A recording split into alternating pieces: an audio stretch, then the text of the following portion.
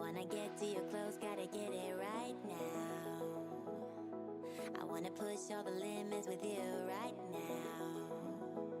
So watch your feelings, the city's screaming, we're not coming home tonight.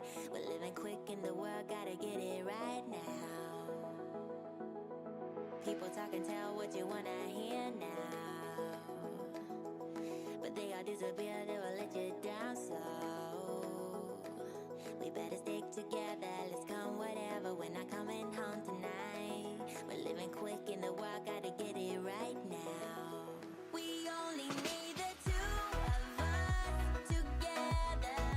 I need only you in this crazy world, 'cause we got love, love. I need only you here with me. You wanna get close to me, why don't you do it right now?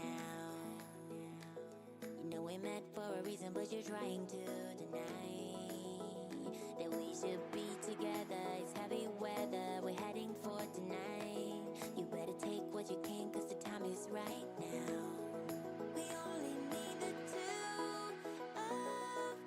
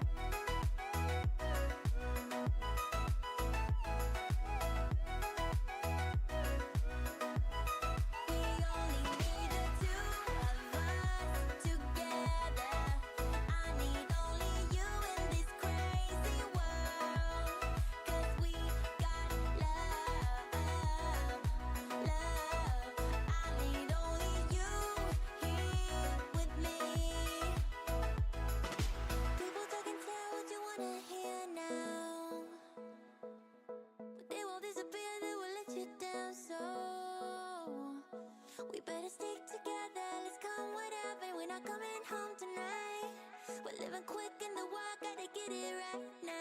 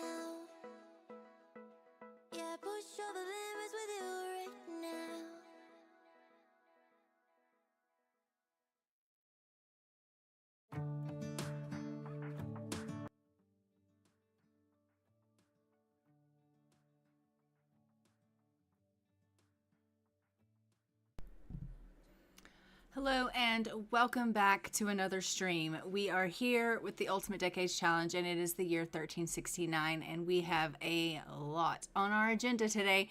We have some things that we have to take care of in the sense of a famine, and when I looked I also see that we have to roll to see about sending some soldiers to another portion of the war. So there is a lot going on. We have some Sims that we have to unfortunately kill off today. And we have some families that are expecting babies, assuming they survive the famine. So we have a lot going on. It's going to be a little bit of a chaos today, I think.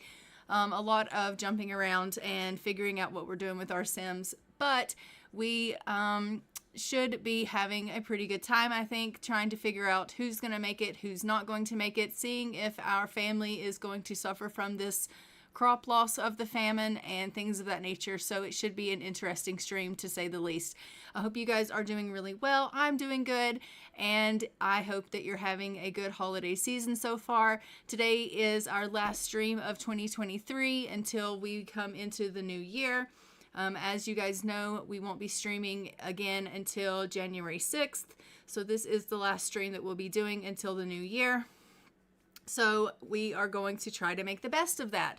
So that being said, without further ado, let's go ahead and jump into the game and see what's going on with our families. We're going to start out in our main family with the Arundels, and we are going to start off by seeing little Amelie, because as we know, she is scheduled to die this year. She rolled on her last birthday saying that she needed to pass away, and this is the year that it is time for her to go ahead and pass away. So we are going to be rolling to find out what she's passing away from and trying to figure out if she's passing away from something just normal or she's passing away from some kind of communicable disease or something of that nature. Now, in our last stream, we had mentioned that if she were to pass away from something that the rest of the family members could catch, we would have to roll for everyone, and there was a good possibility that it could wipe out our whole family, and I was really nervous about that because I didn't know how that was going to affect what we're going to be doing moving forward. As we know, we've been trying to keep Xavier, our heir, alive, and so this could very well potentially mess that up for us. But that being said, let's go ahead and we are going to go over to our wheel. We're going to give it a spin and see what it is that Amelie is going to be passing away from in this episode, or stream, I guess I should say. So we are going to go ahead and take a look at that. Let me just pull that up here.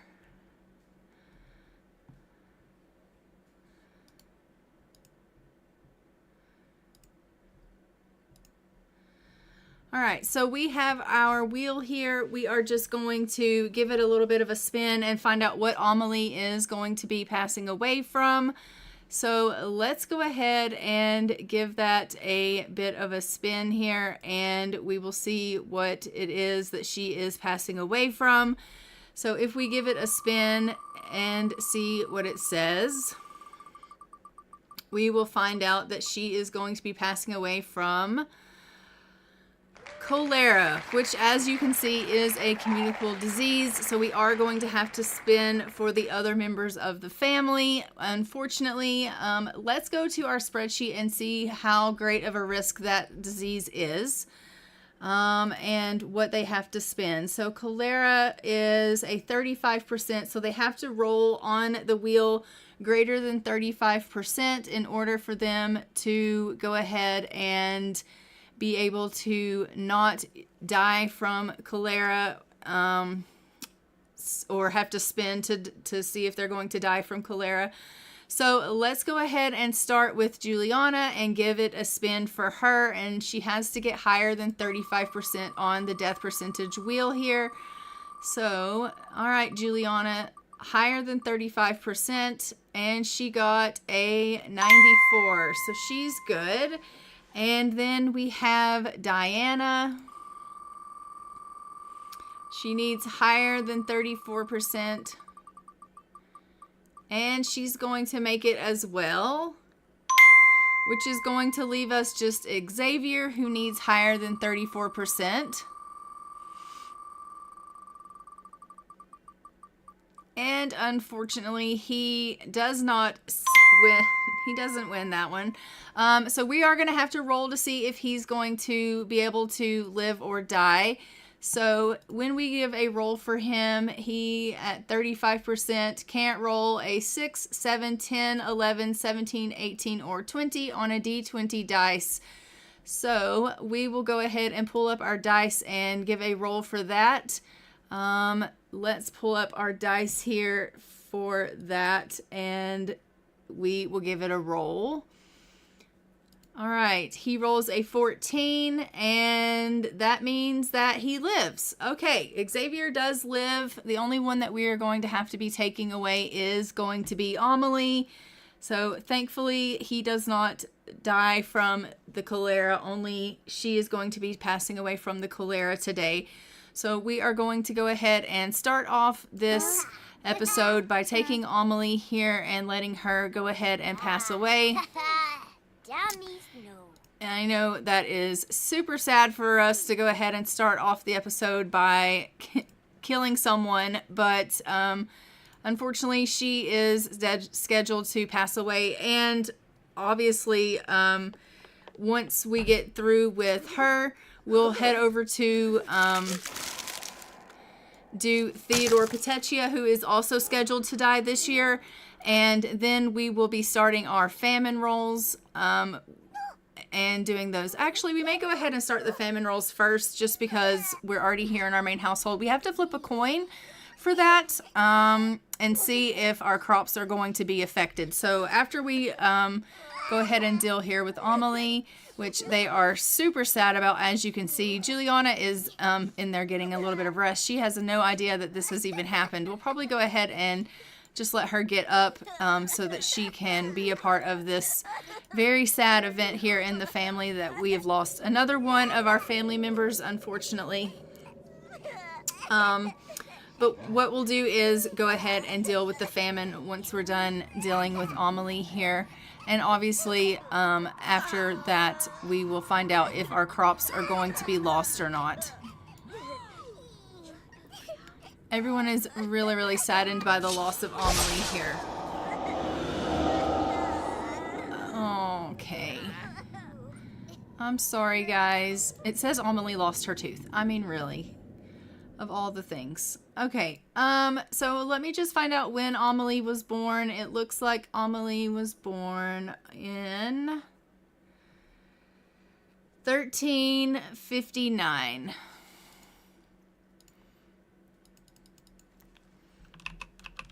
To 1369.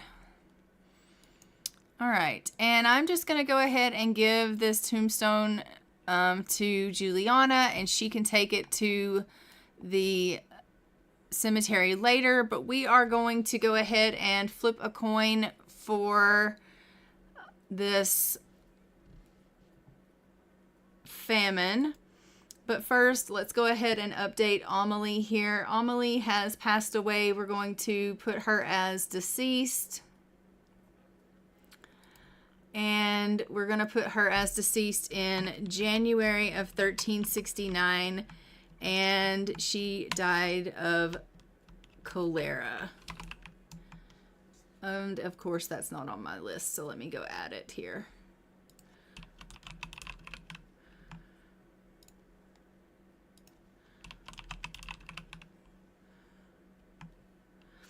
All right. And we love that. Okay, so we have lost every single one of them. Oh,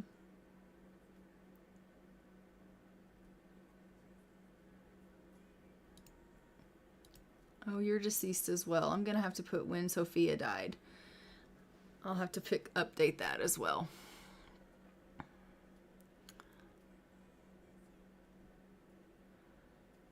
All right. And then we will go ahead and move on. So it says we need to flip a coin on the timeline. It says, flip a coin to see if your family is affected. Heads means your crops die and you cannot plant unless you get tails on a flip. All right, so let's go ahead and flip a coin and see what we get. So we are getting tails. All right.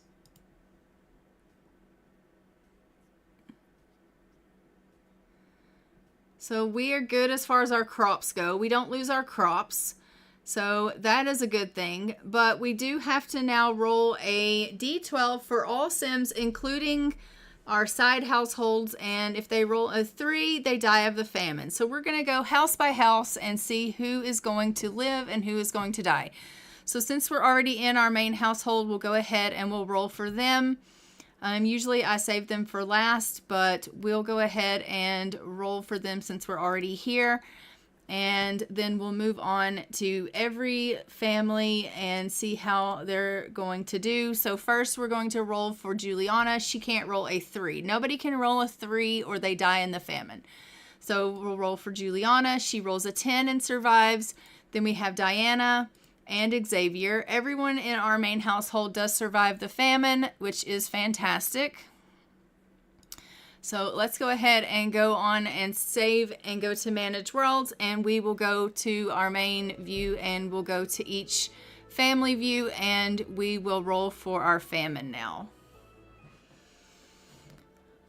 All right, so our first family that we have here is the Berman family with Darren and Joan. So if we roll for them, we have Darren who rolled an 11, so he survives, and Joan rolls a 12, so the Bermans do survive the famine. And then we have Cuthbert and Dulce alike. So Cuthbert rolls an 8 and survives, and Dulce rolls a 4 and survives. That was really close, Dulce. You're pushing it here. Then we have Nale alike and her son Mackenzie. So we will roll for Nale. She rolls a 2. Again, really close. And Mackenzie rolls a 10. All right, perfect. And then we have our Von Schwann family. So we have Conrad. He rolls a 6. Elise Marie rolls a 1. Then we have Alba, who rolls a 12. And then the 3 little ones. So 1, 2, 3. All right. So the youngest one here is going to pass away.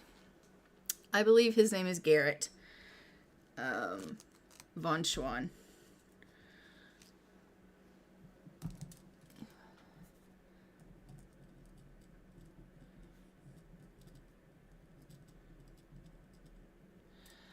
All right, so Garrett Von Schwann is going to pass away from the famine.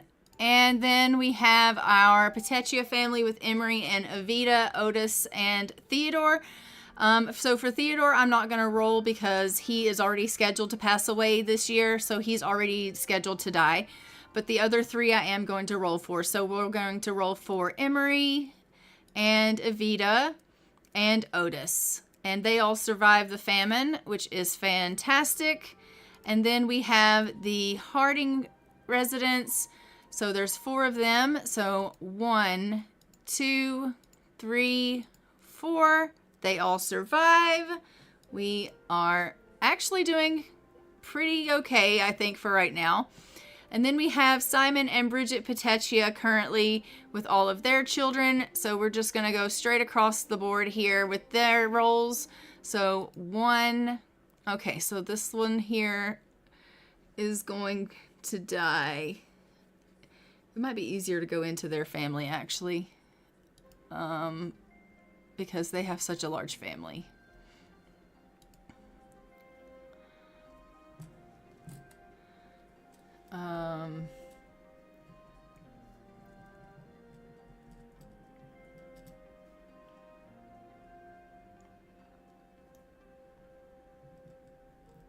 But that's fine. All right, so first one died, and then 2.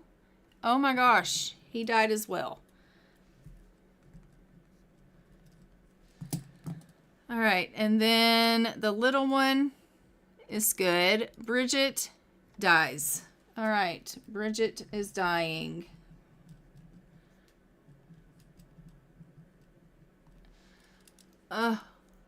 Simon is good. She's good, and he's good. All right.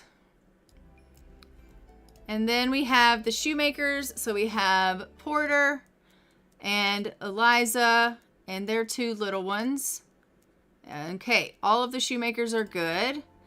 And then we have Leopold and Allison, who are good.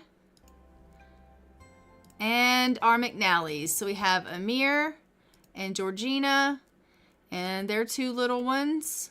Both are good. Okay, so far so good. And then we have Jalissa, who is dying. Oh my gosh.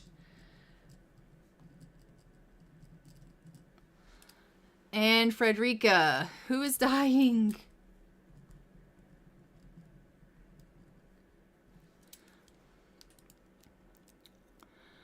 And then 1, 2, 3, 4. All right, everybody else survives. And then we have Archibald and Danica Del Madonna. So Archibald and Danica survive. And then we have the monastery. So 1, 2, and 3. They all live. And that is all of the family. All right, so we lost 1, 2, 3, 4, 5, 6 people in the famine so far.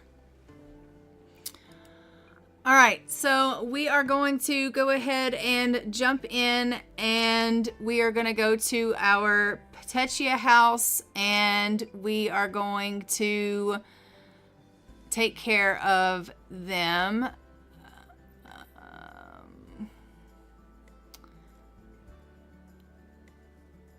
Little Theodore needs to pass away, unfortunately. So we're going to go ahead and take Theodore, and we will obviously go ahead and I'll have to kill everybody that died in the famine.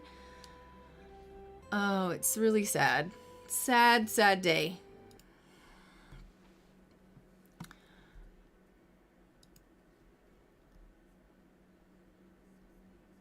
And then we also have a birthday for Dulcia like on the schedule for today as well.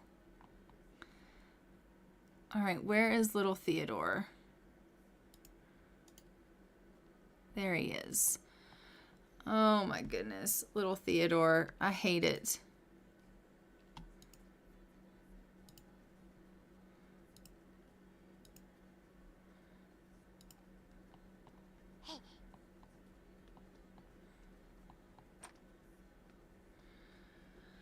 All right, Theodore Petaccia unfortunately is passing away. We have to kill him as well, as we know. We do need to spin and just see what he is dying from. So I am just going to open up that wheel and find out what it is that's killing him. So let's go to that wheel as well. And if we give it a spin, he is dying from, and I really hope it's not a communicable disease, because then we'll have to spin for the whole family. Nope, he's dying in a fire, it looks like. All right, so Theodore Petaccia dies in a fire. That's how he dies. Actually, he died from freezing is how I did it, but that's just because there are only certain deaths that I can do on toddlers without it, like, not giving me their tombstone.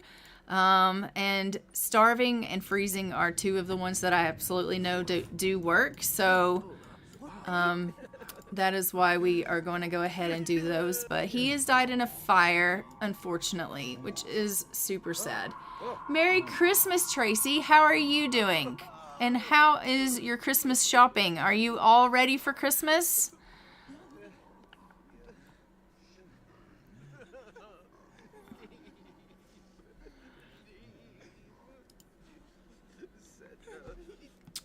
All right, let's take a look and see when Theodore was born as well.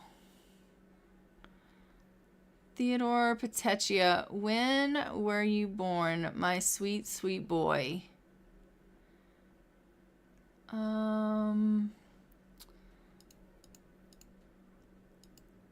Let's see. Let's pause that and take a look. Petaccia.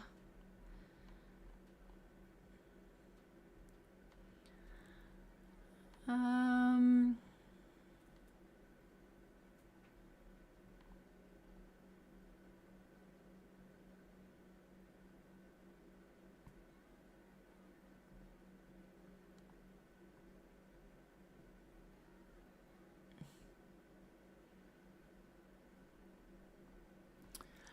having trouble finding them on the sheet. There's Emery.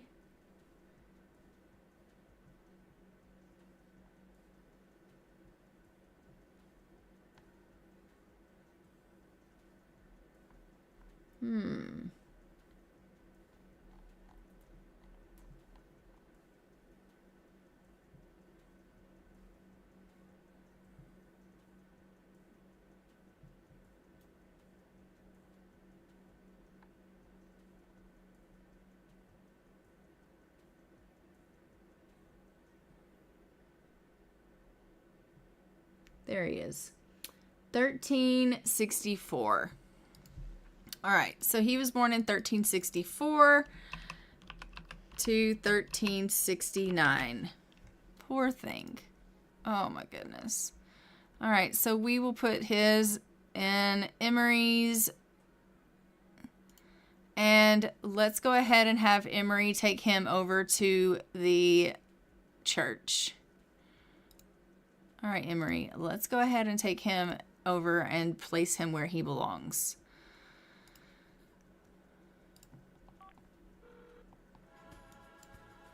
All right, so we are just going to go ahead. We're going to go over to the cemetery and we're going to place little Theodore over in his final resting place so that we have his tombstone over with the rest of the family. Unfortunately, we have lost little Theodore. And then we are going to go and we are going to celebrate a birthday with Dulcia Like. She is going to be aging up, I believe, to a young adult. So we're going to go and age her up. And, well, we'll roll and see if she can age up. But it is her birthday. All right, there is little Theodore there. Unfortunately, it's super sad, but yeah. We've placed him in his final resting place there at the family cemetery here. Poor Emery is just super sad. He's like, I can't believe that I've lost one of my sons, and he's just really, really upset about this news, which I think, you know, is understandable. So he is just going to go ahead and finish all my shopping. Just got to wrap the presents when I finish work tomorrow. Yeah, I have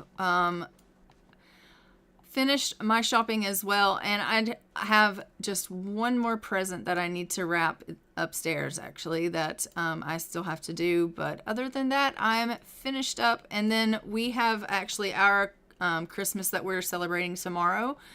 So all of the family will be coming over. So after the stream, I've got to do like a big deep clean of the house here and then get everything ready. And then tomorrow we'll be cooking all day, and then the family will be coming over and we'll be celebrating and opening gifts and doing all that fun stuff. So yeah.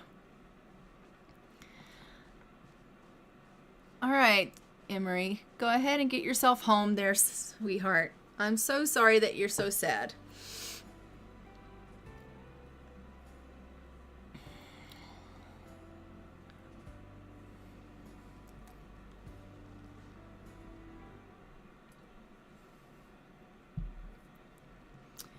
All right, so we have gone ahead and taken care of Amelie. We have lost her, as we know, and she died from cholera. None of the family caught that from her, thank goodness. So we didn't lose any of them.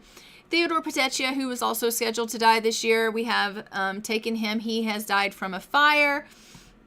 So we have updated the spreadsheet that he has also died in January of 1369 here, and that he has died from a fire. It doesn't have that on my sheet. Let me add that. Fire. And then he has died from a fire. All right. And then we have done that. As we know, we already rolled for the famine. We know who is going to go ahead and pass away and who is not from the famine. So we will go ahead and we will take those people as well. And we will have to kill all of them. And now we are just going to go ahead and we're going to head over to the Like residence, and we're going to age up Dulcia Like to a young adult. She can't roll a 3, 7, or a 19. So let's go ahead and pull up our dice and let's let her roll for that.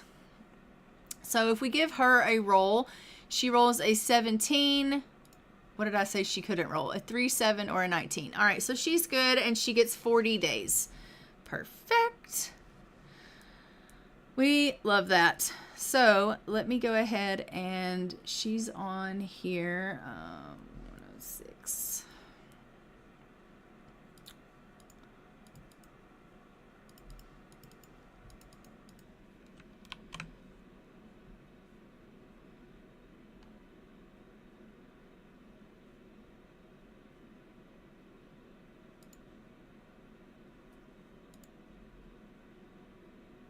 So she'll go there.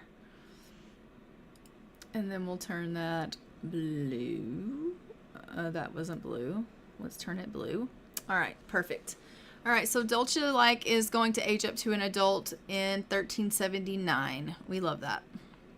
All right, so we are just going to go ahead and we're going to go over to the like residence and we will age her up to a young adult. She lives over here in England in this village here, so we will go to the like residence. She's here. And we'll age her up. I think we'll be able to age her up. I'm not absolutely positive. If she's pregnant, it won't let me age her up. We'll just have to see how it goes. Huh.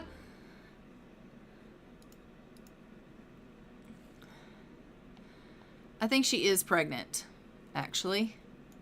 Yep, she is. All right, she's pregnant. Will be in her 3rd trimester in 22 hours. So it's not going to let me age her up. So after she has her baby, we'll age her up to a young adult.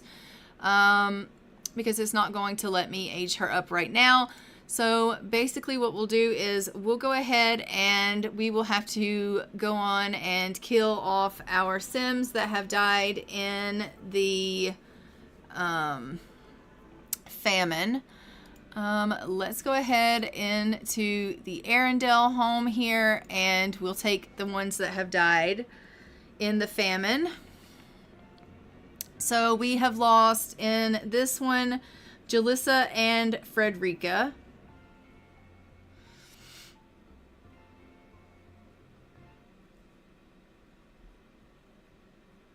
So we do lose our mother here in this one, and we're losing Frederica, which is the oldest. But thankfully we do have us another teen in the house, so that's at least good. So let's go ahead and kill her by starving. If I can find it here. Death by starving. And we will kill you, death by starving, as well.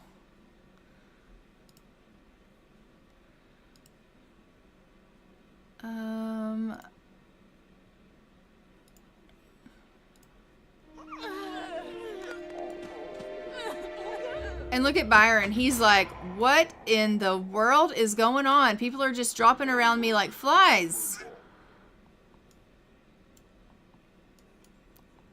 This is super sad.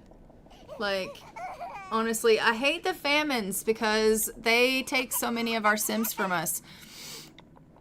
But I kind of am thinking that if you think about it, I think the last famine that we went through, we lost so many more Sims than this. So the fact is we only lost 6 Sims. We could have lost so many more. So we actually did pretty good. We only lost 6. We could have lost so many more. So I can't really complain, I guess. It's just our children now are motherless in this family. They're being raised by their sibling. So that's definitely not ideal, but it is what it is, I suppose. All right, so we're going to go ahead and he's taking Jalissa first, it looks like.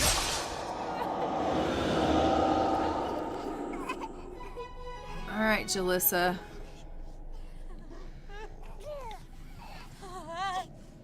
And then Frederica. Do you do a traditional turkey, or is that just a UK thing? Yeah, we do a turkey. My husband loves turkey. So any chance he can get to have a turkey we're having a turkey.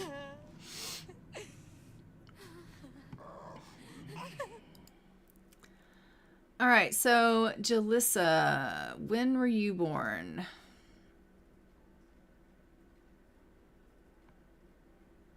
$1331. 1331 to 1369.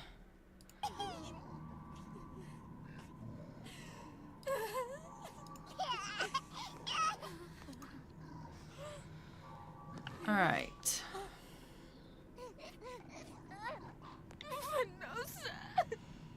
He's really taking his sweet time taking on these Sims. Like, holy crap. All right. So, and then Frederica was, I don't know when. We'll have to find her.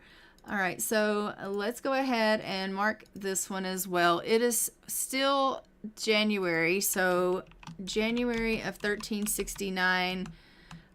And she passed away she starved in the famine. All right.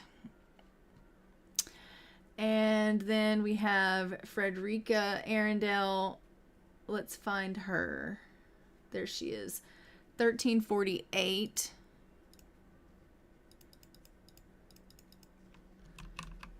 to 1369.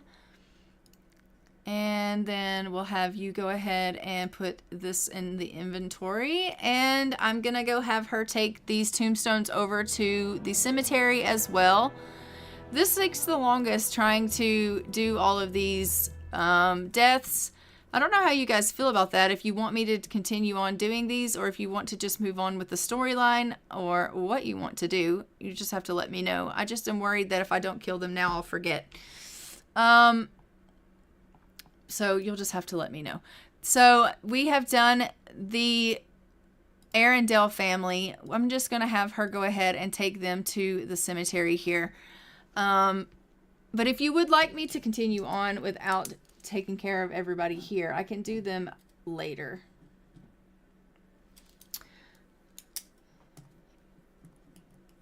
Before I take their photo. Because after today's stream, it will be a new decade, and so we will be obviously taking a new family photo and seeing how all of our families have changed. And so that's going to be exciting. So they will obviously all have to have been removed from the world, so that we can make sure that they are, you know, gone in 1369, like they're supposed to be gone in 1369. But in order for us to go ahead and continue playing on and not, you know, kind of holding up the progress here, we could always just continue on here if that's what you'd like to do. All right, so we have placed these two here, and then we can go ahead and send her home. Let me look at the timeline and see what we have. So there's nothing else to go on today other than we'll probably just go to our main household and play on with the main family. And then for tomorrow, we have to roll a d4 to see who... for all male Sims, teen to adult, to see who heads off to war. So everyone's rolling for war again, which is not necessarily ideal, but everyone has to roll to see if they're going to be going to war or not. And other than that, that's the only thing happening in this year. The famine and the war is the only thing happening in this year other than us having our babies, which is a lot, you know, being that there was a lot going on, but it's really just mainly us having to kill off whoever died and hoping that we have new birth come in, and seeing how our family is kind of getting on with the famine. And to be completely honest, because our family didn't roll to have to lose our crops, we aren't really struggling where it comes to the famine. Some of our family members did, you know, pass away and did struggle from the famine, but our main household, they didn't lose their crops. So, and none of our family died from the famine in our main household. So they actually did okay when it came to the famine. They weren't really hit like some of the other families. So we actually did okay. All right, so let's go ahead and head over to the main household. I think I will actually go ahead and continue on, and I will just take care of these family members. We still have the Petaccia family. We lost 3 in the Petaccia family, and then Garrett von Schwann. So I will take care of those before I take their photos, but I'll continue on playing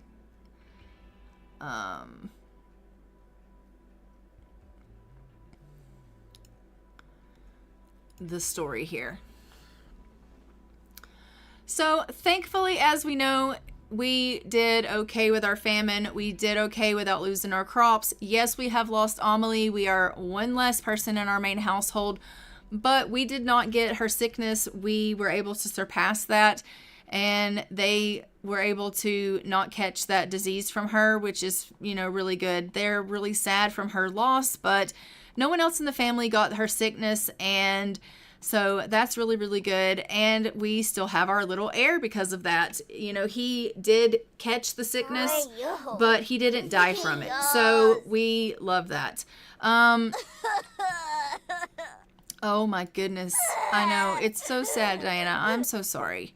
Everyone is really, really upset about the loss of Amelie. I think, it's funny to see, like, Amelie thought that Juliana didn't care about her. She thought that Juliana only cared about Xavier, but clearly that isn't the case. Clearly, Juliana cared very deeply about all of her siblings. She may have a really hard time sometimes expressing that and kind of showing that she does care about them equally.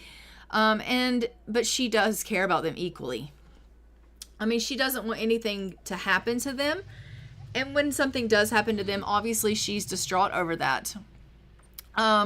Does she kind of dote on Xavier a little bit more? Of course she does. But that's just because she was trying to get him to a secure place for his role in this family. And she made a promise to herself and to her father, and she was just trying to do her duty to this family.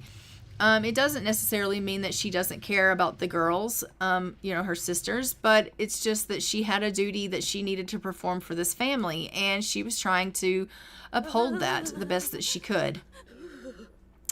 But now Amelie is gone, and the family is feeling really, really sad about that. They don't know really how they're supposed to move on without her.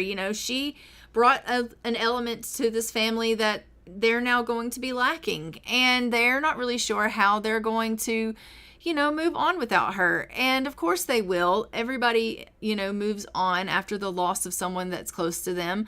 In the beginning, it's really, really hard, and you think to yourself, I'm never going to be able to adjust to this loss. I'm never going to be able to, move on from this. But you do. With time, there comes healing, and you do move on. Well, why don't you put on some actual clothes, and then you won't be that cold, Diana? I mean, really. Put some clothes on. Here, put this on. All right. And, you could stand for some clothes on yourself. Here, why don't you change outfits? Change your outfit to this outfit. And then you won't be cold either. There you go. All right.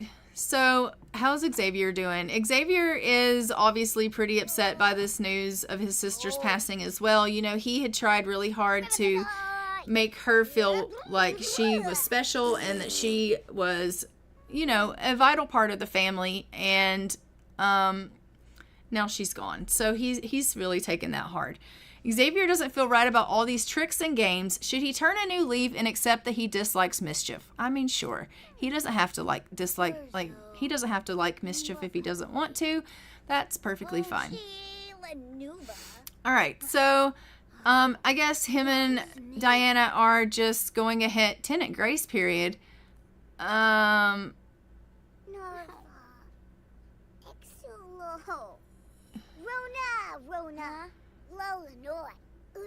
The lease length cycle for the estate has reset, and a temporary grace period is in effect until 9 a.m. on Thursday. Each time a lease length cycle completes, a grace period will start at 9 a.m. the following day and last for 24 hours. During this time, tenants are able to move out without any penalties. I don't want to move, so I don't think that applies to me. All right. So clearly they're being a little bit mischievous, and he doesn't necessarily like that. And he's like, I'm not trying to be mischievous. I'm trying to talk to you and discuss my feelings with you because I'm, really upset. And she's like, I'm really upset too. He's going to try to console her about the death of their sister. Okay, camera, work with me. he's like, everything's going to be okay, Diana. And she's like, are you sure it is? Because I don't feel like it's going to be okay. It's a shame you don't have a P.O. box. I would have sent you a card. Oh. Yeah, I probably should get one of those.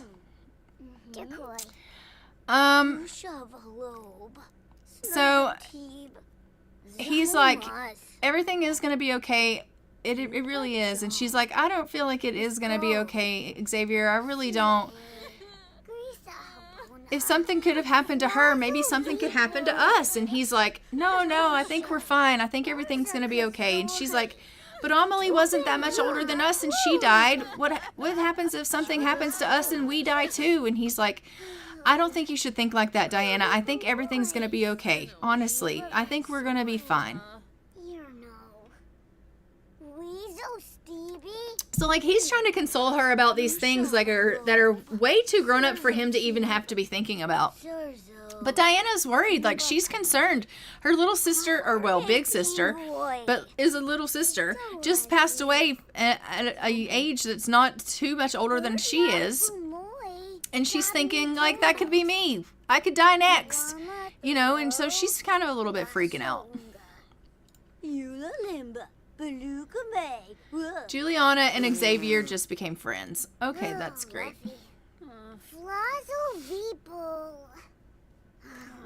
She's going to go ahead and teach them a little bit about responsibility.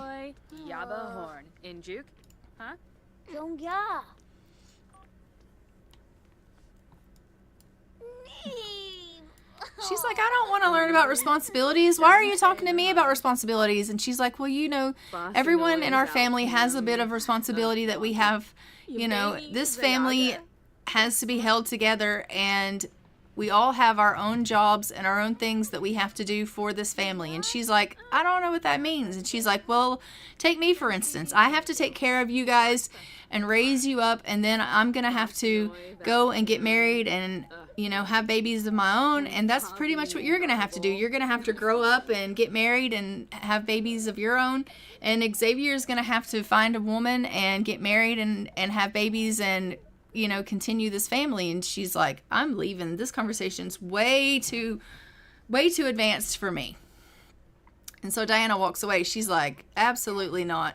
I am not even trying to understand this, what you're trying to tell me right now. I think she's headed to the washroom. All right, everyone's kind of starting to get a little bit hungry, so I am going to have her go ahead and make a meal. She's probably going to go, as we know, to the shared space to cook, because that's kind of what she does. But she still needs to cook something. What can she cook? She can cook some raised meat pie. Can you come down here and cook? And she's like, I don't want to. Emery's come to visit. All right, well, that's great. Emery can come visit, but you need to come cook something. She's like, I don't want to cook anything. I did not ask you if you wanted to. I said you need to. You're hungry, and so is Xavier, and before long, Diana will be hungry, so food needs to be cooked. All right. I wish they could use this to cook, but they can't. But that would be super cool if they could. All right. So she is just going to go in here and make some raised meat pie. As a matter of fact, there's some cheese and fruit still left here that someone could eat if they really wanted to. I may let Xavier go ahead and eat that. Emery can just go ahead and come on in, honestly. Why don't you go ahead and invite him in?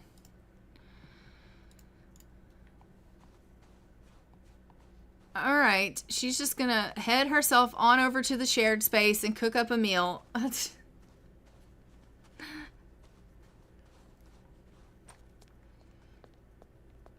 Which is funny because that's where Diana went to use the washroom instead of using the washroom at the house. She walked all the way over here to the shared space.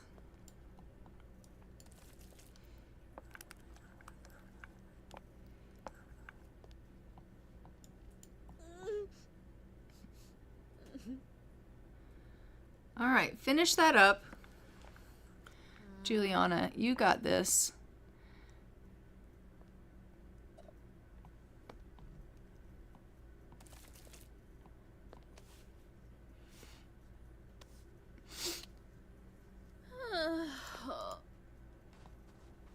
Okay, and she's cooking, so you'll be able to eat, soon enough. Where is Emery? He's like talking to nothing. Where is Emery? Did he come in? Oh, he did. He's in here talking to the bed. Okay, why don't you actually come and talk to Emery, Xavier? Give him a friendly introduction. So he's going to introduce himself to Amelia Petaccia, and he's just going to say, "Hi, my name is Xavier Arundel," and he's like, "Oh, hello." And he's like, "Where's the man of the house?" And he's like, "I am the man of the house." And he's like, "What do you mean?" And he's like, "No, really, like, I'm the man of the house." And he's like, "But you're a child." And he's like, "I realize that, but I'm still the man of the house." And Emery's like, "Oh, my dear, that's really, wow." And he's like, "Yeah, it's a long story. But is there anything I can help you with?" And he's like, "I was just coming to say hello." And he's like, "I just wanted to, have a little bit of a conversation, and tell you that, I think it's going to be a long, hard winter." And he's like, "Oh, yeah, you're probably right, but I think that everything's going to be okay." And he's like, "Well, the famine that just hit." And he's like, "Yeah, I know all about it, but, I think our crops are okay." And he's like, "Oh, well, you found out Emery's mean." Well, great. We love that. And he's like, "What do you mean your crops are fine?" And he's like, "Well, our crops weren't really negatively affected by the famine. I think, we're going to be okay." And he's like, "Oh, well, la-ti-da." And Xavier's like, "Well, you don't have to be like that. Like, it was just kind of the luck of the draw,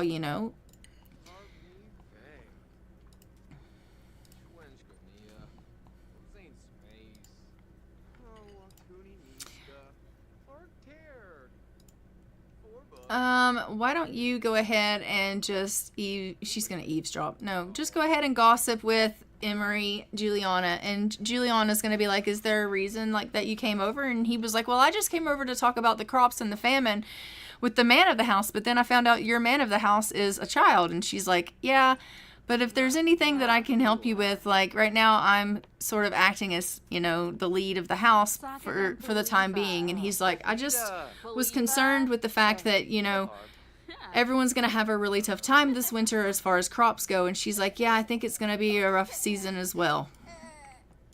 And he's like, "Well, according to your son, you guys are going to be just dandy." And she's like, "I think that, our crops are going to be fine, but I still think it's going to be a rough season for everyone around." And he's like, "Well, she just found out he's mean too." Clearly, Emery has a little bit of a chip on his shoulder.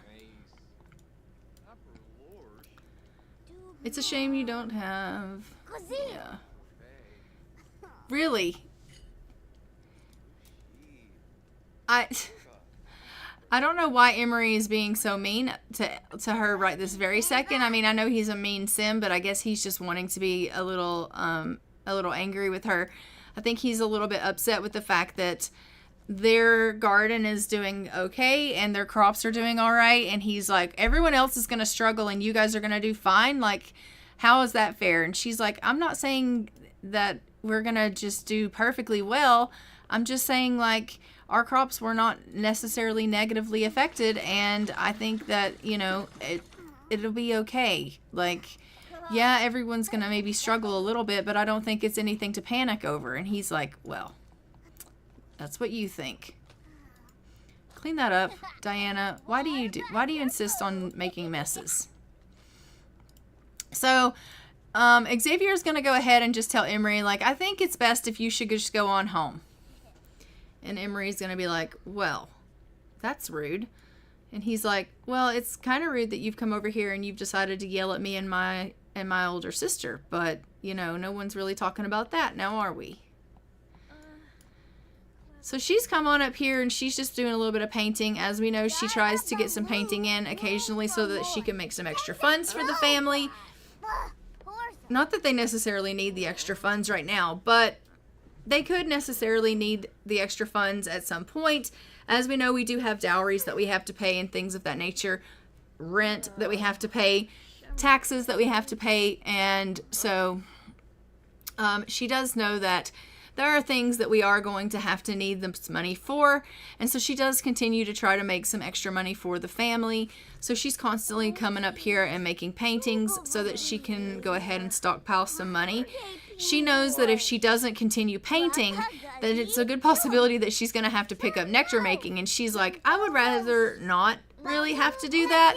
She knows that there's good money in it, but she doesn't necessarily want to do that. She knows that, you know, her father did that, and it is a viable business, but it's not necessarily her passion. She's more into arts and crafts and things of that nature. She likes to paint, and she likes to cross stitch and those kind of things. And she would much rather do those type of things than to obviously go ahead and like stomp in fruit and things of that nature. So obviously she's going to try to paint as often as she can, as opposed to coming in here and trying her hand at nectar making, because that just doesn't seem like something she's really interested in, even though they would have a lot more money if she did try her hand at that.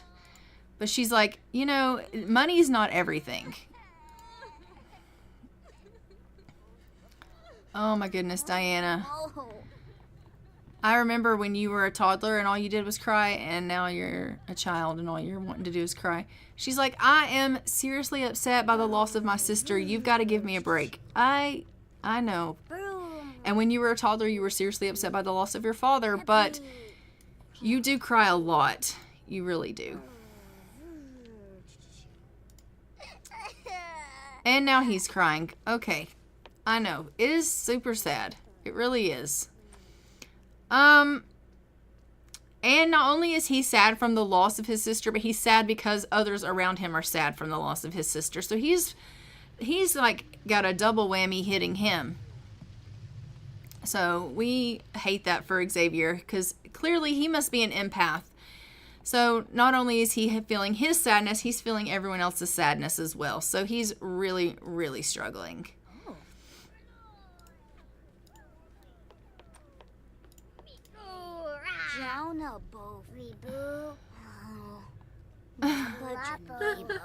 So they're just up here trying to play together here and get a little bit of fun in. Obviously, they are trying to distract their minds. They're doing everything in their power to try not to think about the fact that they've lost their sister. It is, you know, cold and snowing outside, and there's not a whole lot that they can do out there. And so they're like, you know, telling each other stories and things like that and trying to pass the time. She said there was always an old rumor that someone may have been buried underneath the building. I don't know the necessary truth of that, but, you know, they constantly are telling each other that someone has been buried underneath this building. So, I mean, maybe there was. Maybe there was.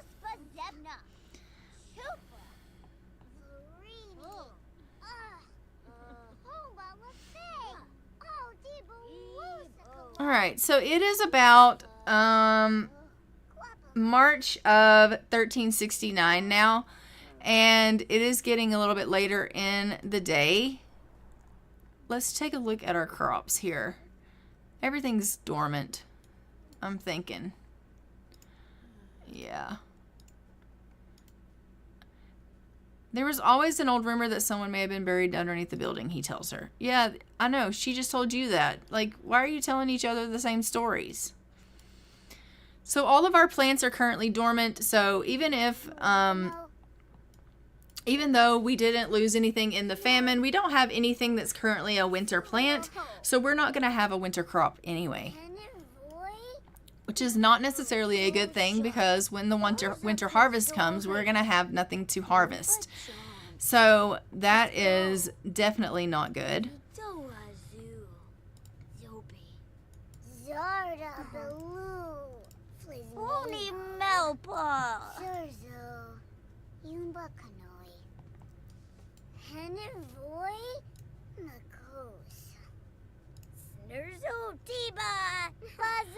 All right, you guys go ahead and get yourselves ready for bed. They're like, we're telling stories and chatting. We're not ready for bed. Would you stop talking with her and get to sleep? He's like, I don't really want to. Okay, fine. Go over in here and sleep. And you can come in here and sleep.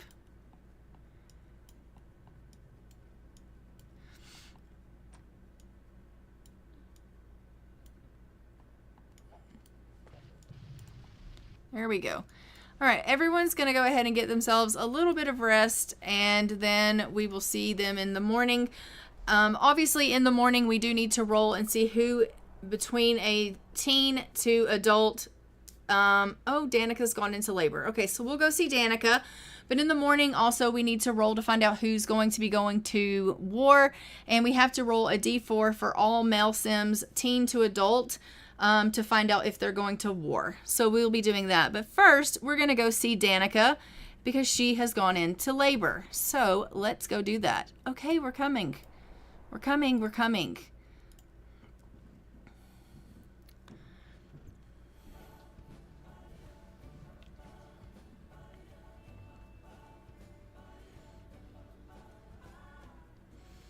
All right, so let's go to Transylvania here, and we're going to go see Danica because she is in labor.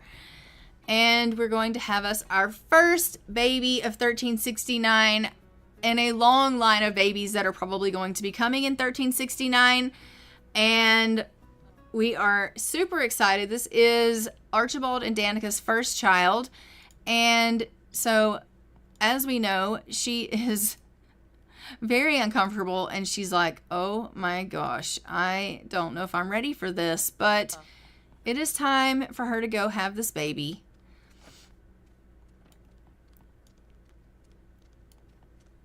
Yeah. And as we know, he is human, she is vampire, so I'm not sure if this baby is going to be vampire or not. We will just have to find out once it ages up if it's vampire or not. And it's a boy. All right, so we are going to go to the boy name wheel, and we will find out what we're going to name this baby. So we are going to give it a spin, and we are going to name this baby what?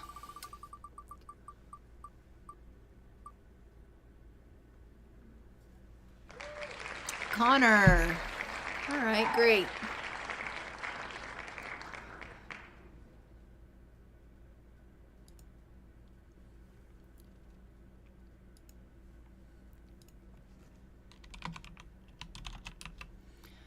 So Connor Del Madonna. Ooh. Oh. Yeah. I think this baby might be a vampire, but I'm not positive about that. But I think it probably is because it gave like a little vampire signal when it was born. So maybe. All right, and let's go ahead and pull up the dice so we can find out if mom and baby are going to live or not. As we know, mom can't roll a 1. Mom rolls a 5, so mom is safe. And baby needs to roll an odd or an 8, 10, or 20. Baby rolls a 4. Baby is not going to make it. All right, so Connor Del Madonna is going to pass away. And we're on Thursday. So, Connor Del Madonna died.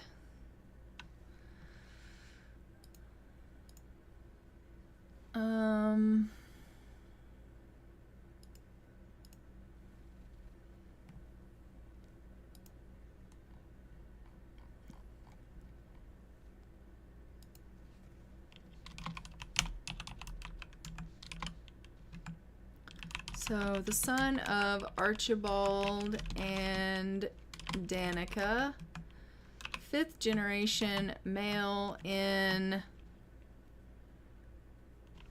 April of 1369, is deceased in April of 1369. British. And stillborn. All right.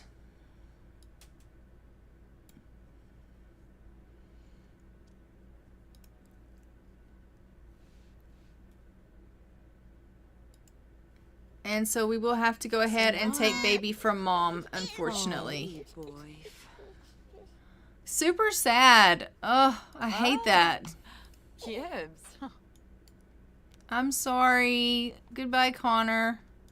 And look how sad she is. She's like, wait a minute. That was my child. I know. I'm so sorry. Oh, it's so sad. She is really, really upset by the loss of her child. Oh. All right. So 1, 2, 3.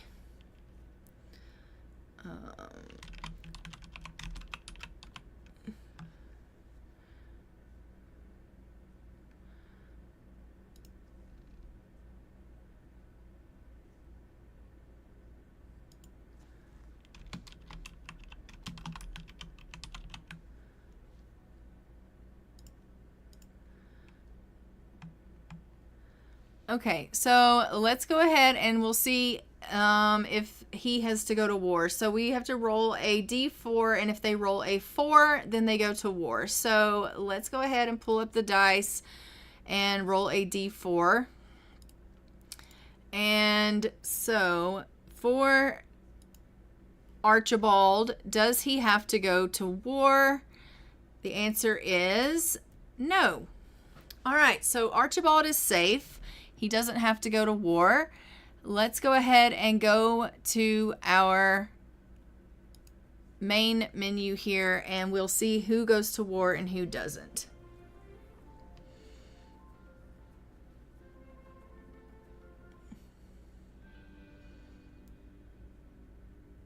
All right, so then we have the Harding residence, who has Peter McGrath and Hamlin McGrath.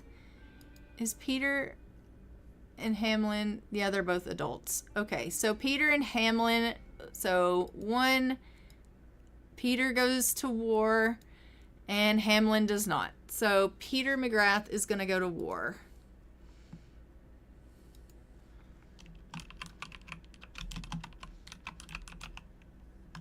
All right, and then we have the Von Schwann residence. And we just have Conrad that we have to roll for. So, is he going to go to war? No. All right. And then we have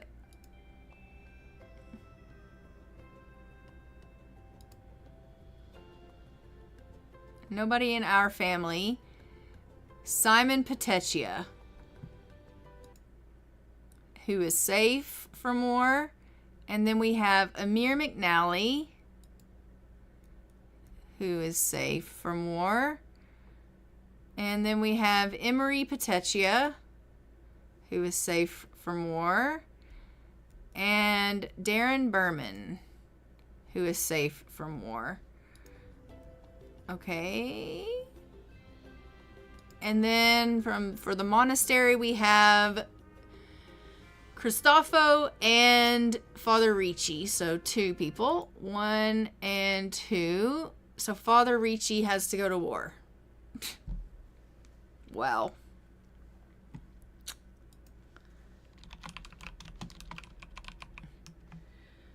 All right. And then we have in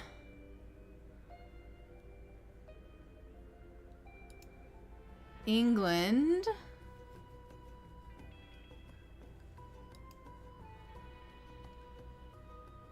Leopold,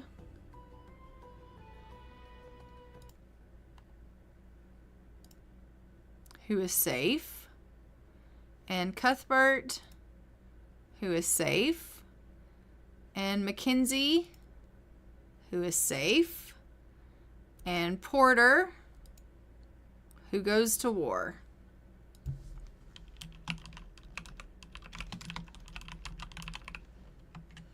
And then we have nobody in that family. The Arundel family only has little children. All right. Everyone has been rolled for. So we have going to war for 1369, Peter McGrath, Vero Ricci, and Porter Shoemaker. So we will go ahead and send them off to war. So let me go ahead and make that happen now.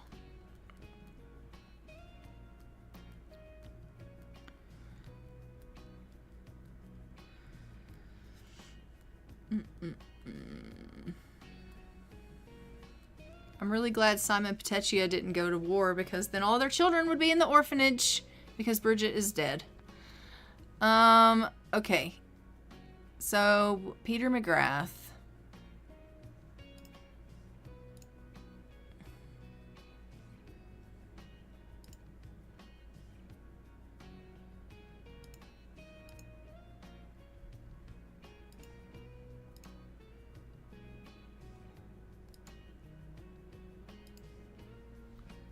And let's move you off to war.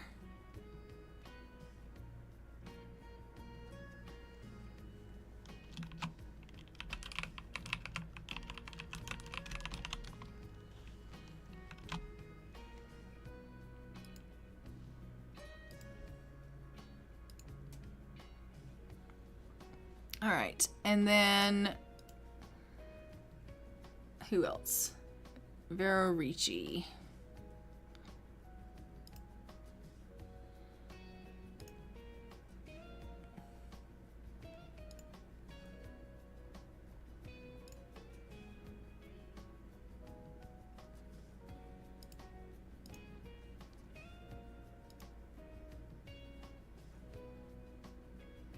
And then also Porter Shoemaker.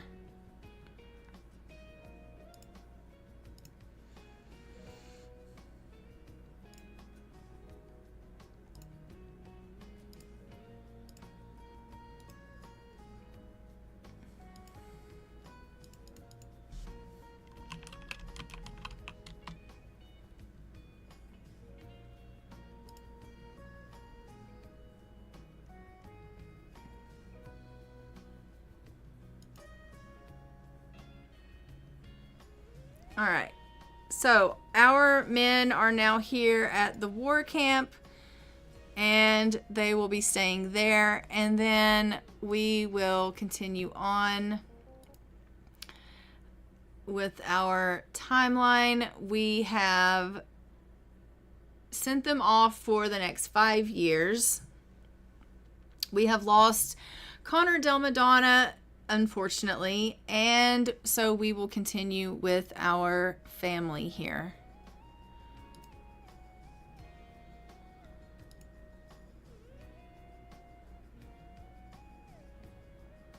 I feel like someone else is probably about to go into labor. Let's go with the Petaccia family. I feel like we need to go ahead and probably take care of Bridget and them, because obviously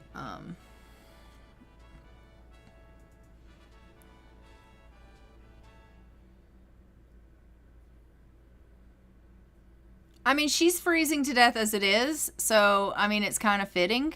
She's currently blue, and she's about scheduled to die anyway, so I'm just gonna go ahead and kill her since she is supposed to die. Death by freezing.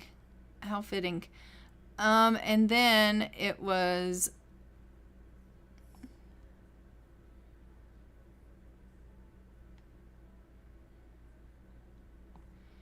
you, Alessander, that died.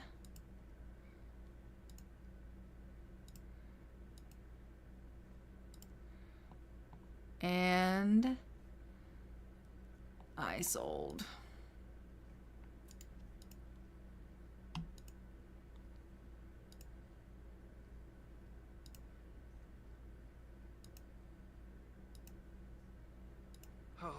Need.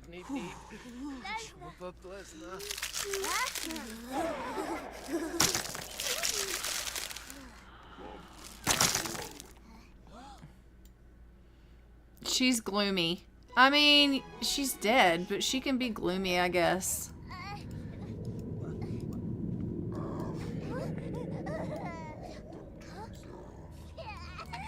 Simon is like, what just happened? I just lost 3 family members all at once. As we know, they all died in the famine, but, you know.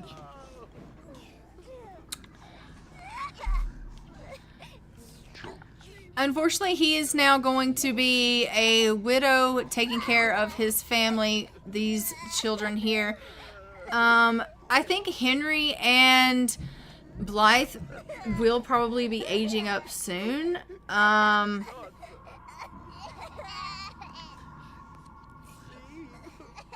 Yeah, in 1373, Blythe ages up to a teen. So we will have to see. It's not far away. They're going to be aging up. Alright, Isolde. Goodbye. We're so sorry that you had to leave us for the famine.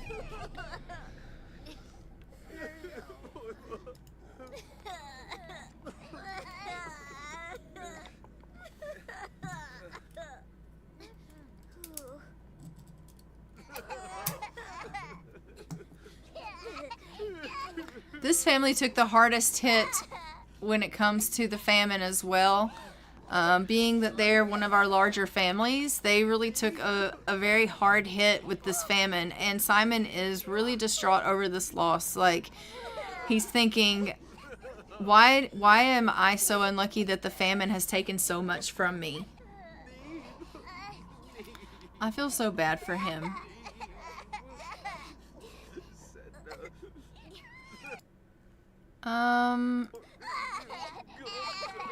So Isolde Petaccia was born when? Isolde Petaccia was born in 1360.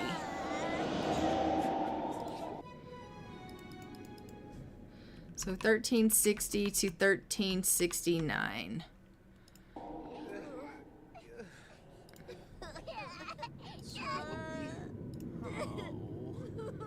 And then Alexander was born in 1360 as well.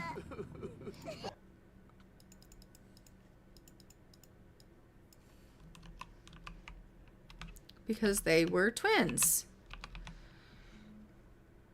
Well, I think they were triplets, actually. Alexander, Blythe, and Isolde.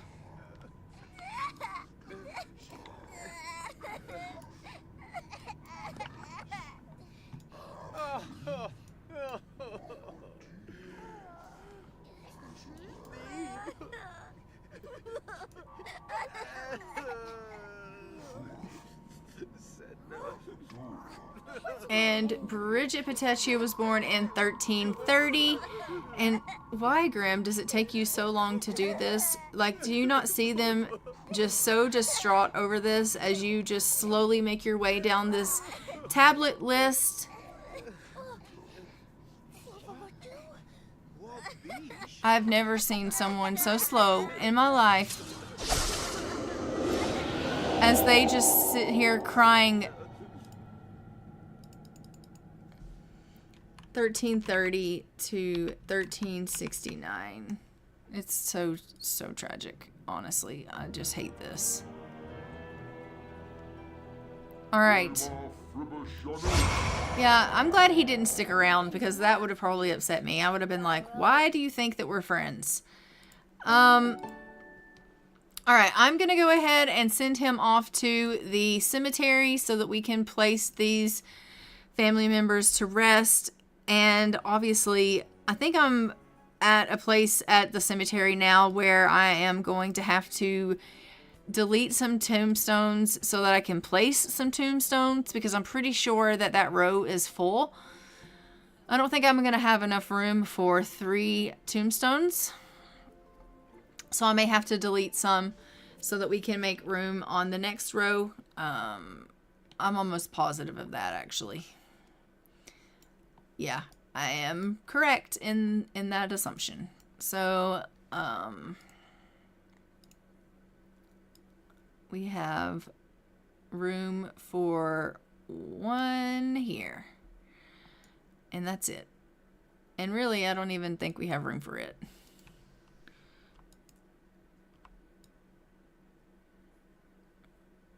Like, I really think I probably shouldn't put that one there. Because there's like a hill there. And so, yeah. All right, so let's go ahead and we will just save really quickly, and then I'm going to go into build mode and we will remove some tombstones, headstones, whatever you call them.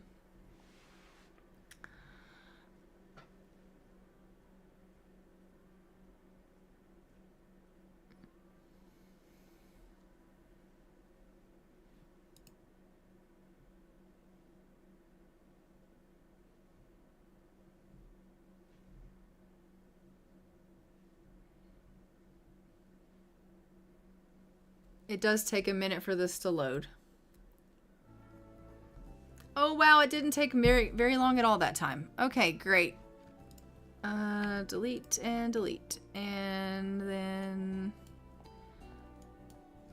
I think that's all I'm going to do for now is the 3, and I'll put down 3. 1, 2, 3.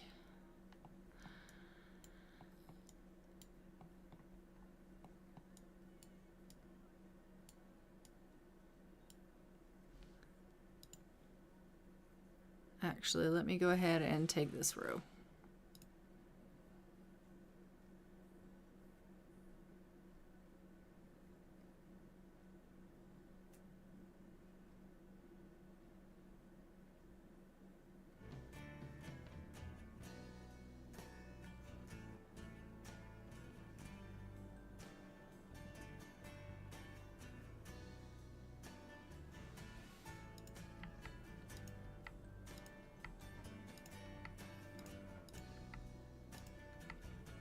Okay.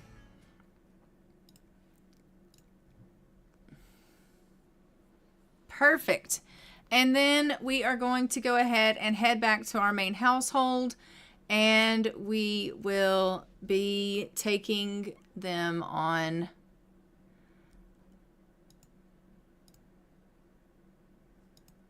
where are we in the year? It is Thursday, so it's April of 1369.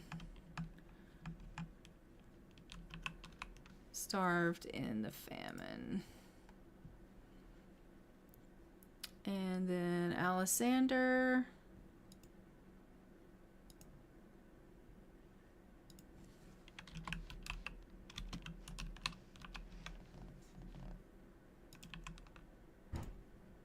And I sold.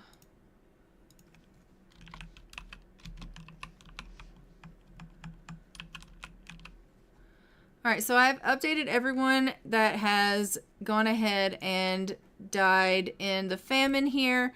The only one that we're missing now is Garrett von Schwann. So we'll go over to Garrett von Schwann's house really quickly.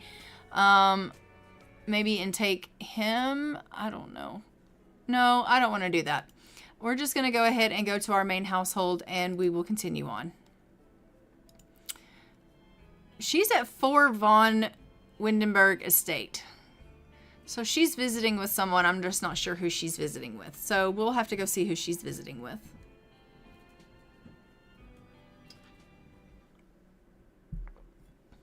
Who? Oh, the Petaccias. All right. Well, why don't you go on home?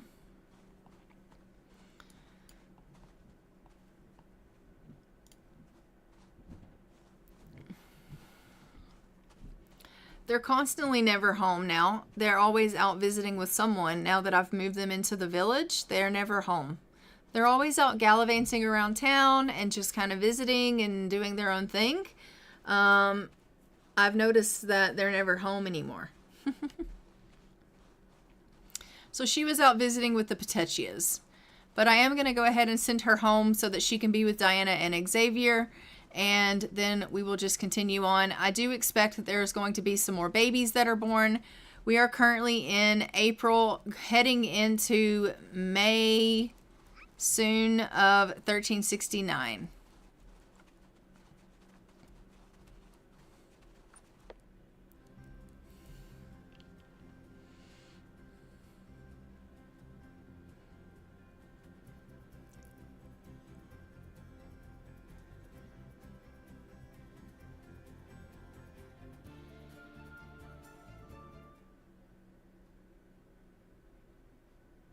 All right, so now that she has arrived back home, I am just going to go ahead and let her go upstairs. I think I'm going to get her doing a little bit more painting. I want her to work on some painting things, so I'm going to get her doing that. Diana is just up here going into bed to give herself a little bit of a cry, and Xavier's headed downstairs to get himself a bite to eat because he's feeling a little bit peckish. As you can see, it is the TV season premiere. We are not going to be dealing with that. So I'm just going to cancel that. It's 1369. There's no such thing as the TV season premiere. So we won't be participating in that. But they are going to go ahead and just take care of a little bit of their needs here. She is just doing a little bit of painting. Why is she so cold? I don't know. Maybe I should put something like heat up here in the upstairs. But I'll do that at a later date. But I do think maybe I should get some heat upstairs because they're always really, really cold. And they're always shivering. So clearly they're struggling in the temperature department. So we'll make sure that we get them something as far as heat upstairs at some point. Hello, Higglety, and Merry Christmas to you. How are you doing?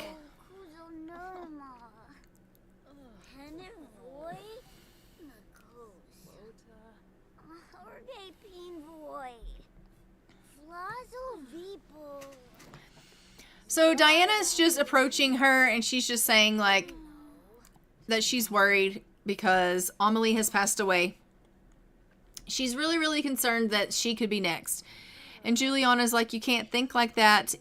Accidents happen, things happen. She had gotten sick, and that's why she passed away. But it's not, a given that you're going to get sick. These things sometimes just happen. Unfortunately, she was sick, and that's why she passed away. But that doesn't mean that you're going to pass away just because she did. So I think that you're worrying yourself over nothing.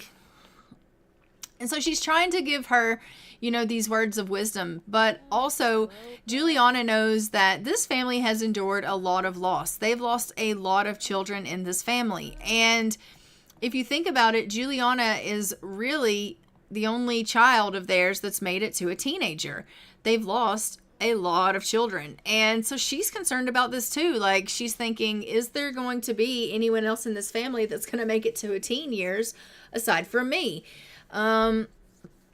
Secretly it's a worry of hers as well. Doing great, moving slowly today though. Oh, how come?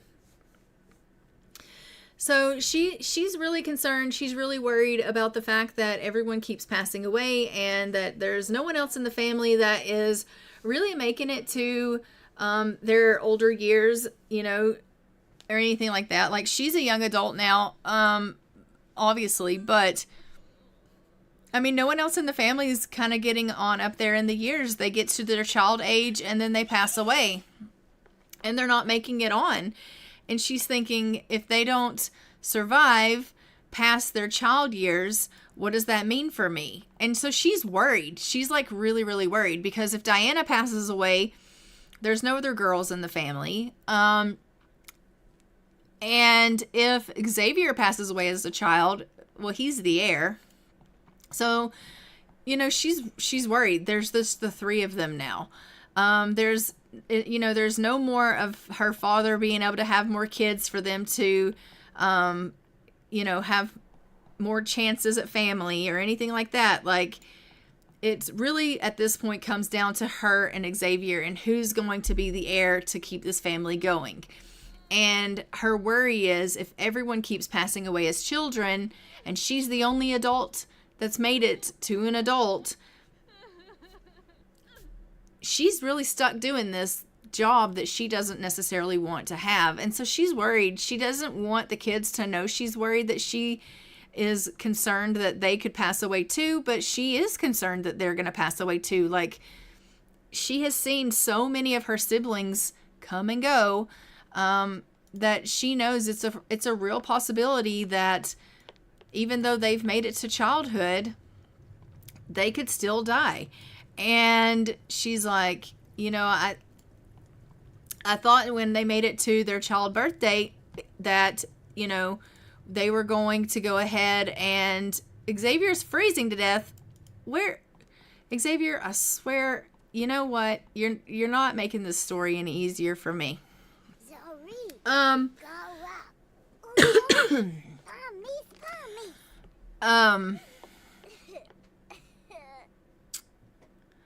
No real reason. Old and lazy, I guess. Oh, okay.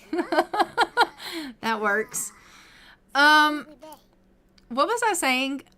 Anyway, she was just thinking, like, basically that she thought when they made it to children, the fears were going to be over, but she realizes that that's not the case. And then, you know, he was outside about to freeze to death, so I rest my case. There are great things out there in the world that could take him, whether it be him freezing to death, or it being a sickness, or it being a famine like he faced today, or, you know, within the last 3 months, I guess I should say, or him having to go to war. There are so many things that could take him, and she understands that. She knows that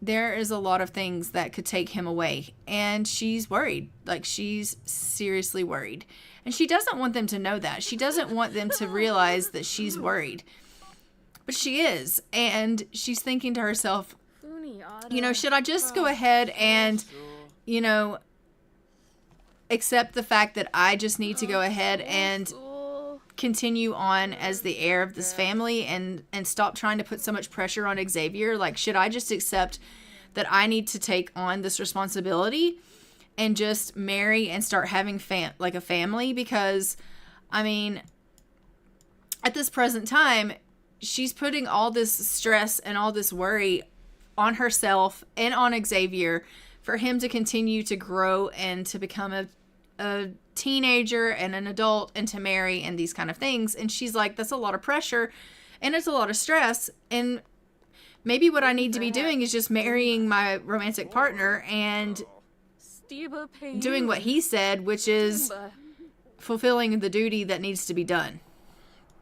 So I don't know how you guys feel. I'm going to leave it to you guys, and leave it in your hands, and I'm going to say, what do you guys think that Juliana should do? Do you think that she should go ahead and marry her love, which I will remind you who that is. She's in a relationship with DeMarcus Meshram. They're in a serious relationship. They are boyfriend and girlfriend. They are, I believe, engaged. And they're just waiting to get married. And then at that point, they will start a family. She's been pushing it off because, as we know, she rolled to get married later on in life. But if she needed to be the heir, we were going to go ahead and get her married early, and we were going to start her with a family. But we were kind of waiting to see what was going to happen to Xavier. Xavier's still living. He is currently still the heir, but she doesn't know if she is trying to put too much pressure on him, or if she should just go ahead and take up this duty and what she should do. So I'm going to leave it to you guys to decide. Should we go ahead and continue on with Xavier and hope that he makes it? And just let her be his caregiver until that point? Or should Juliana marry, and should she become our heir? Hi, Leah Maria. Welcome to the stream. Because as we know, there are so many things that we could do that could possibly cause us to lose him, like for the fact that he's outside freezing to death again. This is what I'm talking about.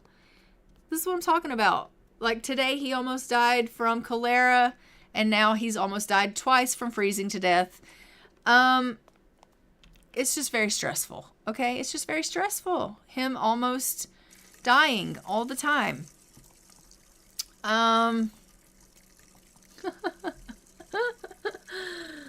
Oh.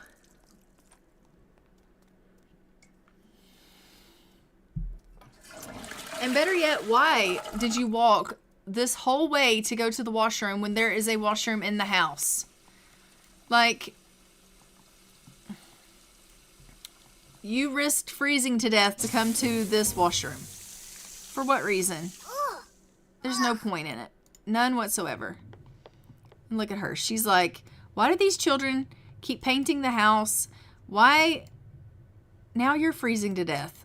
Like, put some freaking clothes on, children.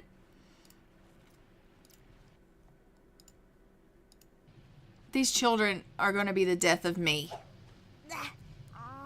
What's so?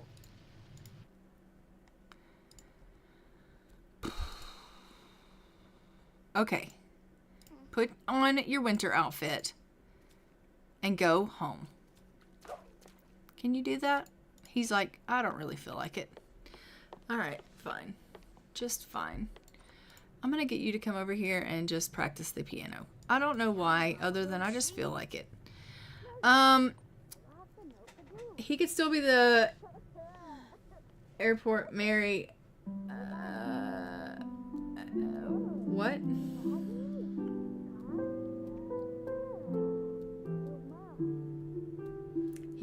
He could still be the airport, marry him anywhere. What do you mean, Tracy?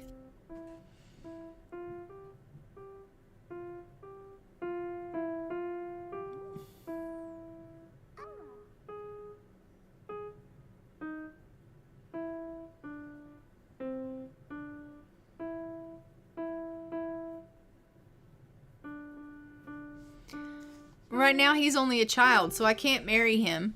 Like, he can't be married currently. I was more talking about, like, should we continue on with Xavier as the heir? And hope that he continues to age up? Or should we just accept that Juliana needs to go ahead and stop trying to shirk off this responsibility, and she should just bite the bullet and say that she's going to be the heir and have her go ahead and marry and start having a family. Invite him in. I don't know who you are, but I mean, Osbert Eldridge. All right, Osbert Eldridge. I mean, Xavier's going to come invite you in, and so you can come in, but I mean, I don't necessarily know who you are, but that's fine. He's like, hi, my name is Xavier. I'm the man of the house. And he's like, oh, really? And he's like, yeah, how can I help you? Why have you come to my home? Is there something I can do to help you? And he's like, oh, well, I heard some beautiful music playing. I just wanted to see what was going on. She's acquired the piano skill. Okay, we love that. So she's going to come and give him an introduction as well, because obviously, like, she's the oldest of the house. And Diana, would you please stop doing that? Why are you obviously painting, or always making a mess? Always. All right, so they're just going to have themselves a little bit of a conversation. She's like, hello, my name's Juliana. How can I help you? She's like, are you spiritual? And he's like, what do you mean? And she's like, I was just curious if you were spiritual. He's like, I think all of us to an extent have a little bit of spirituality in us. And she's like, oh, maybe. Maybe we do. Are you going to talk to him, or are you just going to be on your little notebook there? Give him a little bit of an introduction, please, Diana, and get to know him. Don't be rude.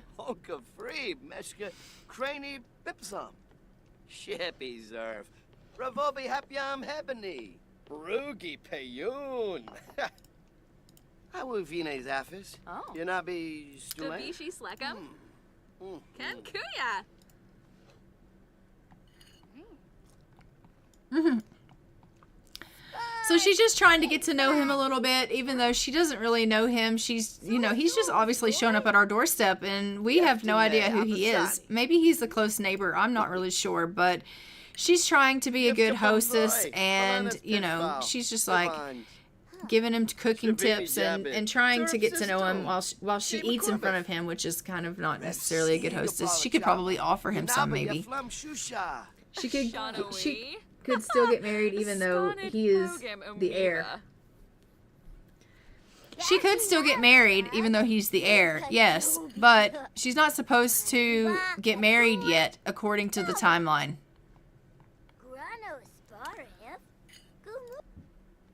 She is not supposed to get married until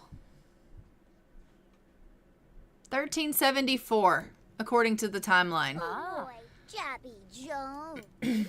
Unless she's the heir. If she's the heir, then she would get married sooner because she would have to start having children. Bisaka Yalanim. Nixaloo. If she's not the heir, she is supposed to marry but not have kids.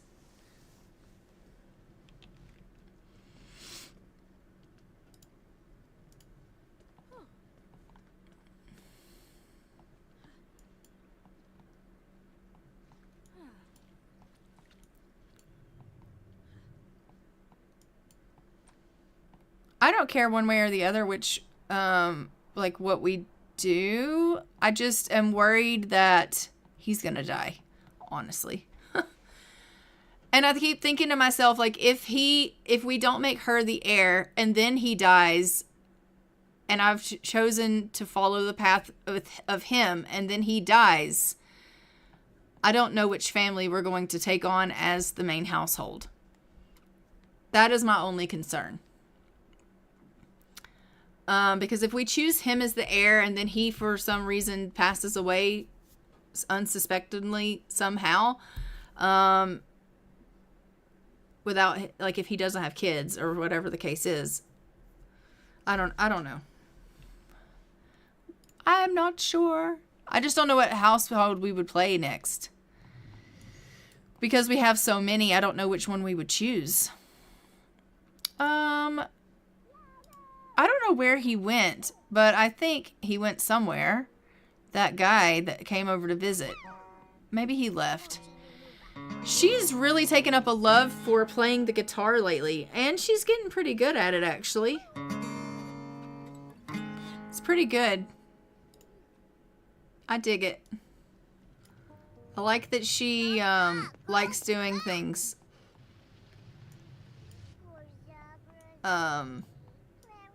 Outside her wheelhouse that she doesn't necessarily know how to do, but she's learning how to do new things. I can't decide this. Why not, Leah Maria? I can't decide this either. That's my problem. Because I keep thinking, like, yeah, I don't know. I don't know what to do either. Like, part of me wants to wait and see if Xavier, like, I want to wait and see if Xavier does okay. The other part of me is like, what if he doesn't? What if we say, okay, we're going to let Xavier be the heir? I mean, obviously he is the heir, but, like, if he dies, then we're kind of screwed. I just don't want her to get to a place where she can't have kids. Like, she's already a young adult. How long do they have to have kids?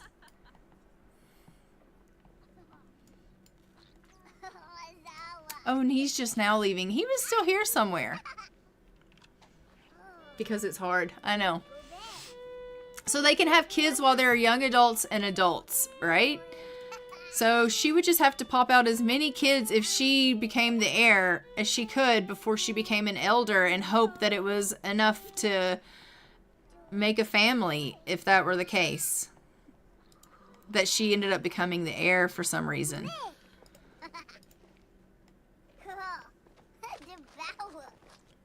How many days till he ages up? He just became a child. He becomes a teenager in 1375. So 6 more years.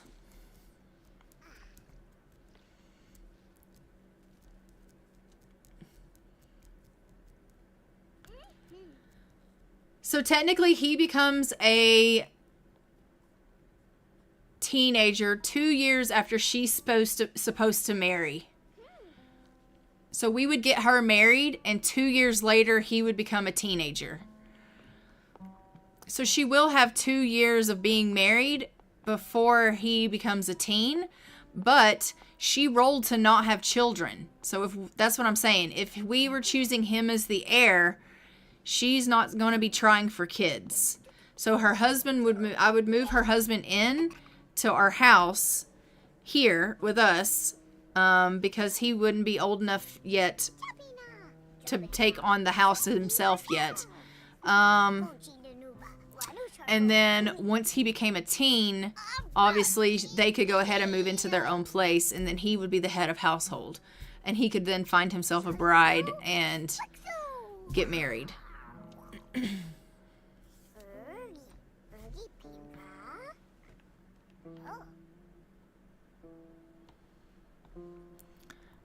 All right, everyone needs to eat something and get themselves off to bed. That's what I'm thinking. Like, honestly. She's like, I just want to play music. That's all I want to do. That's fine. You just play your music. But you need to come down here and eat something. Come get you some leftovers. She's like, I don't want to. Why? Why do you not want to eat? Diana, what is your problem?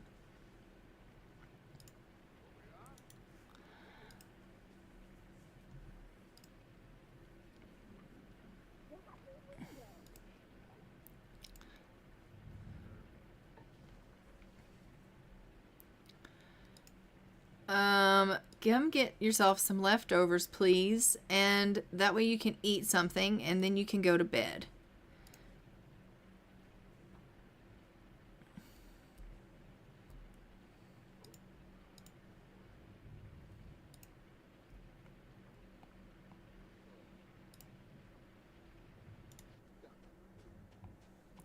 Where are you going? He's going to the shared space to eat. I don't understand.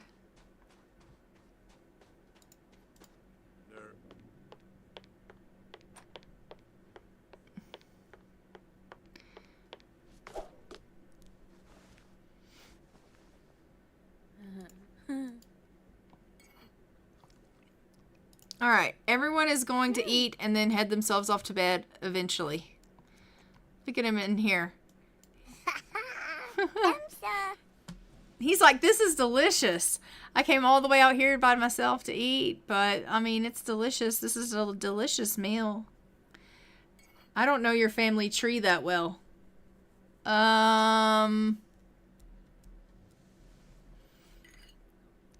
This is my family tree. You're looking at it. These three. No, I'm kidding. My family tree. I can show you my family tree.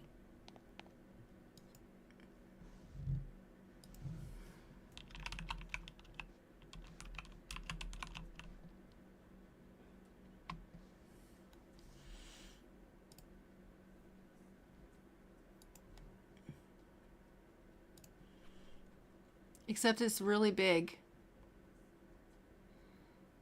So I don't know how it's going to help you. But I will show it to you. Alright, so this is the family tree. We started out with Mildred and James, as we know. Right? And this is our family tree. Like, it's massive. Like, it's massive. There's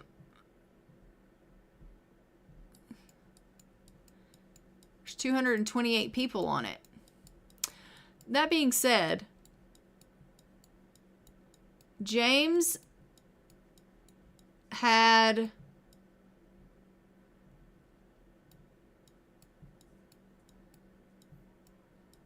Edward. No. James had Ernie first. And then, why can't it zoom up? James had Ernie. And Ernie had Edward. And then Edward had John. And John had Juliana and an Xavier. And that's where we're currently at. So the problem is that John passed away when Xavier was a baby, leaving Juliana to take care of Xavier and keep Xavier alive. And John told Juliana, "You're going to have to be the heir." And she said, "I don't want to be the heir. You have a son now. I'll keep him alive and I will raise him up so that he can be the heir to your family, because this is a job that I don't necessarily want." And he said, "Fine, then you do that. But if something were to happen to him, obviously it's your job to take care of him, or to take care of the family and to let this family carry on in your name." And she's like, "Except it wouldn't be my name. It would be my husband's name." And he's like, "Yes, but you know what I mean. You have a duty to fulfill."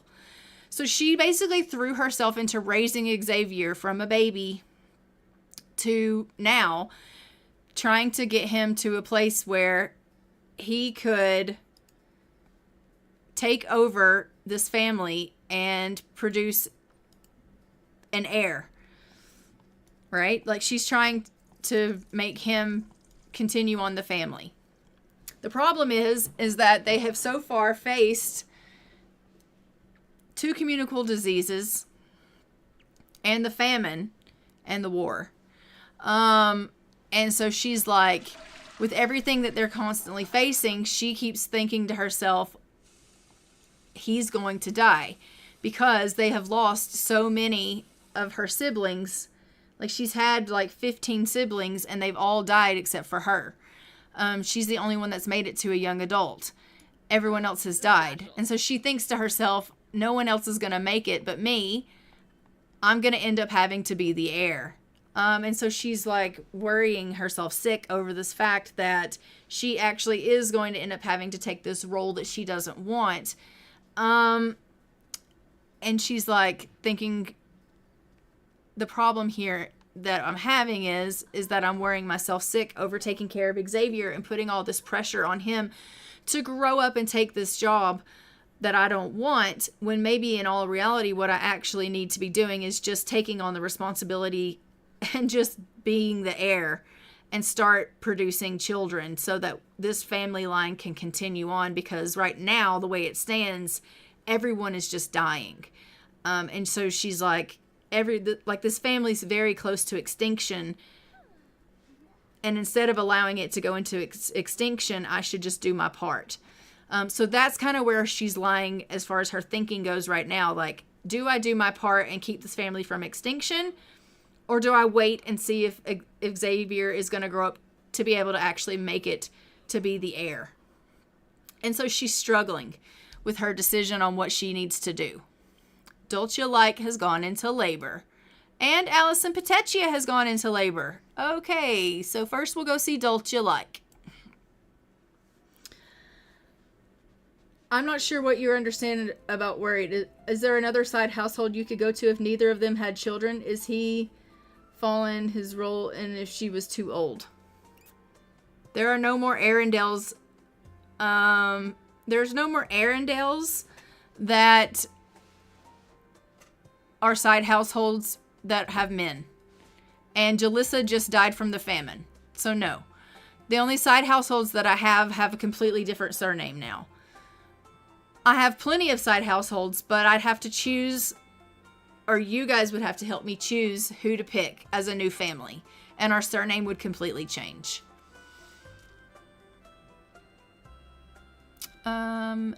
The likes. So at that point, if our family completely died out, we would just have to choose, like, it would have to be a vote at that point on who you guys wanted to put into place as the family. So she's basically given up her life to raise him, and you were wondering what will happen if he dies before he has kids. Yes. Allison Petaccia has gone into labor. Okay, we know. But first, we have to give birth with Dulce. So you're going to have to just give me just a second here to let her have her baby. All right, so we're here with Dulce Like, and she's having her child. As we know, Cuthbert and her had a stillborn on their last try for a baby. So we are going to try again and hope that they are able to have a viable birth this time. He's run out of here. All right, they had a girl. I don't know why he's run out of here, but he ran out of here like he was on fire. He was like, nope, I can't do it. I cannot watch this. And he just literally just ran out. All right, so we have our wheel name up for our girls. We are going to go ahead and give it a spin and see what we're going to name this little girl.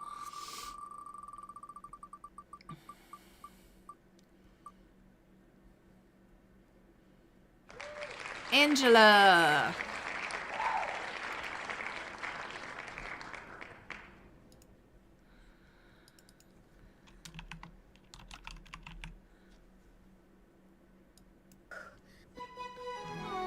All right, so we have Angela Like, and we're going to go ahead and roll for mom and baby to see if they are going to make it. As we know, mom can't roll a 1 and baby needs an odd 8 or 10. So first we'll roll for mom. Mom rolls a 10. Okay, baby needs that 10. Baby rolls a 13. Okay, that'll do too. All right, so we are in Friday at 4:17 a.m. So let's go ahead and we'll put baby down here on the timeline.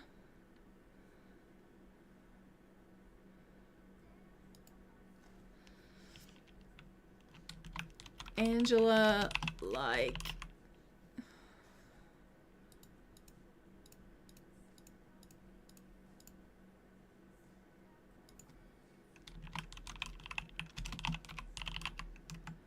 All right, and then we will add Angela to our timeline.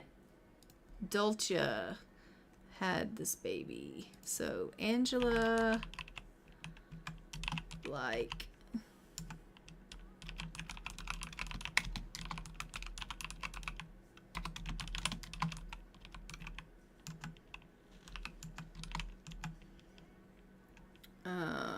It is when? Friday.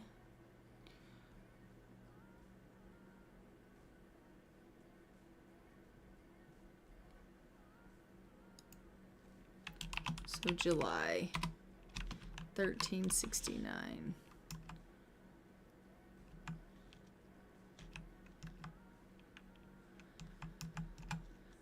And British. All right.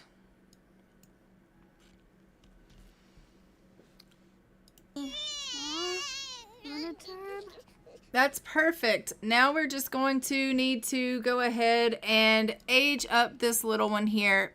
Mom, you need to come feed this baby. Come feed your baby.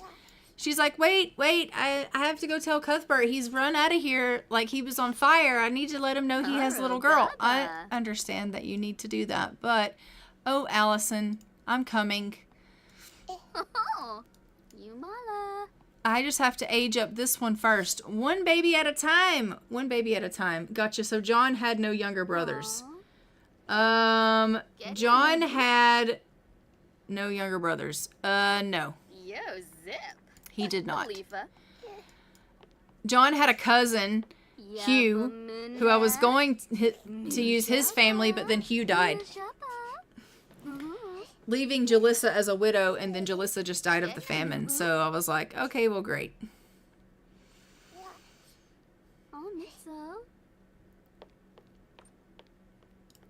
All right, so let's go ahead and age up this little baby. Okay, we're coming, Allison, we're coming. Dulce, can you work with me here? Look, Cuthbert's coming. He's coming. Okay, this baby is going to be a Pisces. It says, selfless and kind, Pisces are one of the nicest signs. They're active too. So I have a mod in my game that automatically gives their like their traits. And so that's what has happened here. So it just automatically gave the baby a trait. So we'll go into Cass and we will see what trait the baby got, and we will give the baby the makeover. So this baby, Angela's aged up with Sunny as the trait. Look how cute. All right, let's just go ahead and give some eyelashes though here. Eyelashes you need. Eyelashes, and maybe change your hair a little bit, little one. Maybe like this hair. Blonde like your daddy.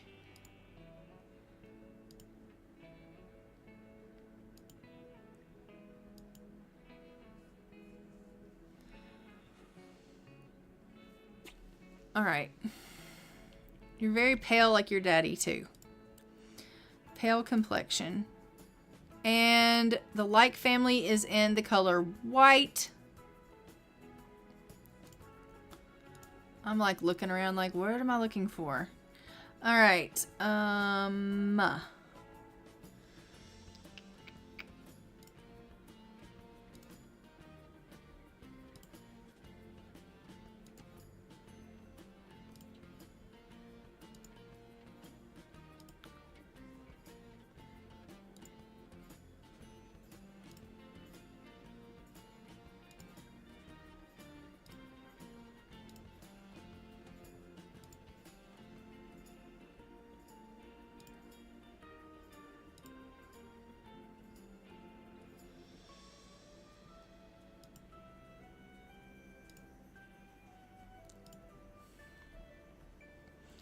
I was like, where are the shoes? I know I have shoes. All right, so there we have little Angela like. Let's go ahead and get her photo for the family tree.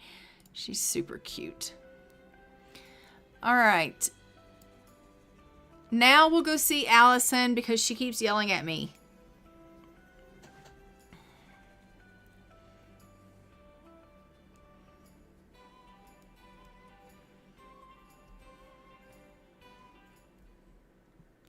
Allison, honey, I am coming. Can you not see that I'm coming over here now? I am working on it. All right, let's go to the Petaccia residence. I don't know where she's at, actually. I think she's here. Allison, is that you? Yes. All right. Alrighty. So we're going to go see Allison Petaccia. She is very pregnant and very in labor and waiting for us with bated breath.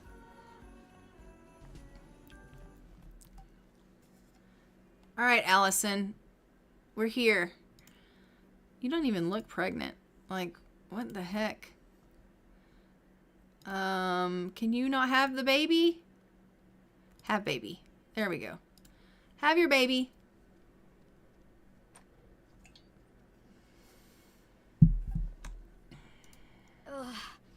Oh, Lux win.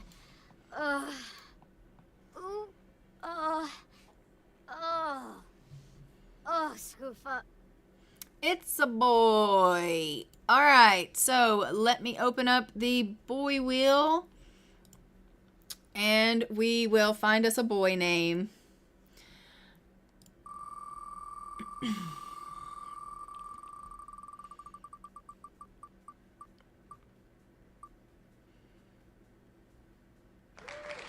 Eugene.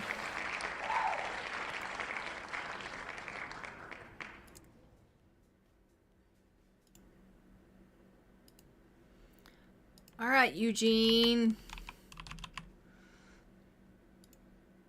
It's another boy. Okay. All right, let's spin again. They had twins last time. Both of them died. So let's hope that that isn't the case this time.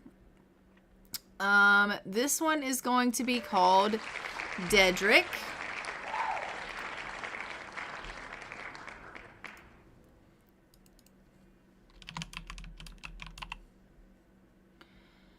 All right. Oh my God. Okay. Triplets. We love it. All right, another boy. Whew.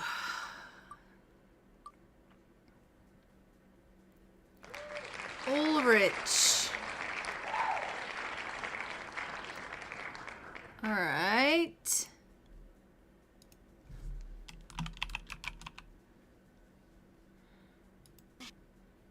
Are you kidding me? How many babies does she got in there?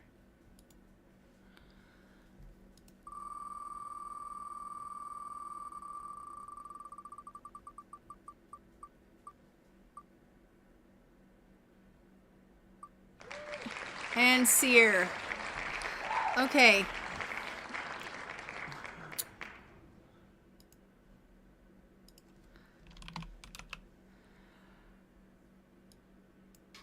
That better be it. Okay, 4 boys. Oh. Wow. Honestly, I just want to show you this house. Just look how small this house is. How are we fitting 4 babies in this house? Like, when they all age up to infants, how are we doing that? That's just, I just need to know that. All right. That's fine. That's fine. Oh my gosh. All right. Let me go to the dice and let's roll for mom and babies. Mom has to roll 4 times. She can't get a 1, as we know. So let's roll for mom. 1, 2, 3, 4. She survives. All right, babies need an odd or an 8, 10, or 20. So baby number 1 is Eugene. He rolls an 8. So Eugene is going to live. All right, the second baby is Dedrick, who is going to die. All right, so Dedrick is going to die. And then we have Ulrich, who is going to live, and Sear, who is going to die. All right, so Dedrick and Sear are going to die. It is Friday. Let me write this down.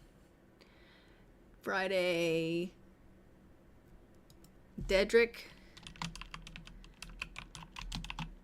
Petaccia died, and Sear Petaccia died.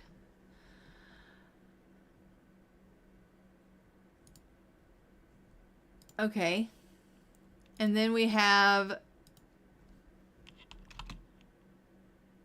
Eugene Petaccia and who else? Ulrich that lived.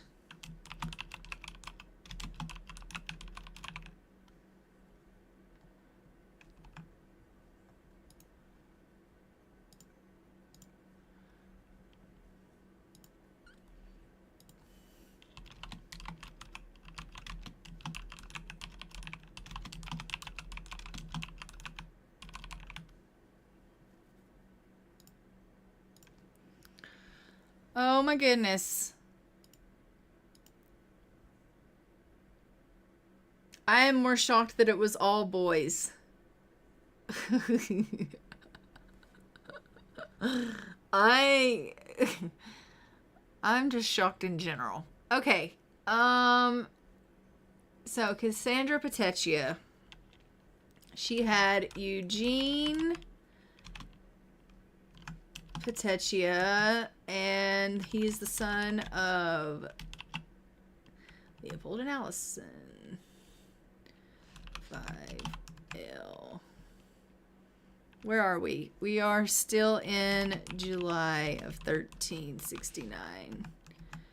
He is alive. British Italian. And he's a quadruplet.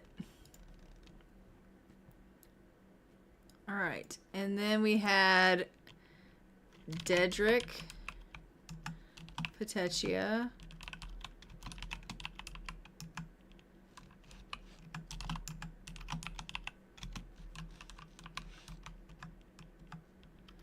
who is deceased in July of 1369. British Italian. He's stillborn. And a quadruplet. And then we had Ulrich.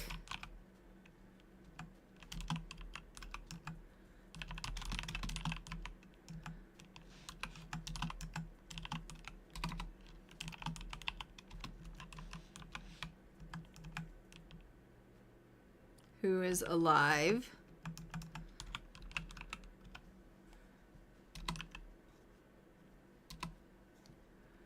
British Italian quadruplet.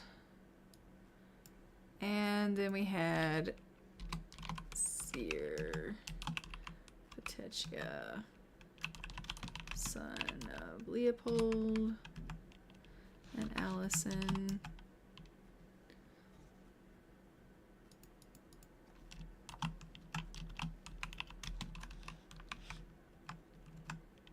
Deceased July of 1369.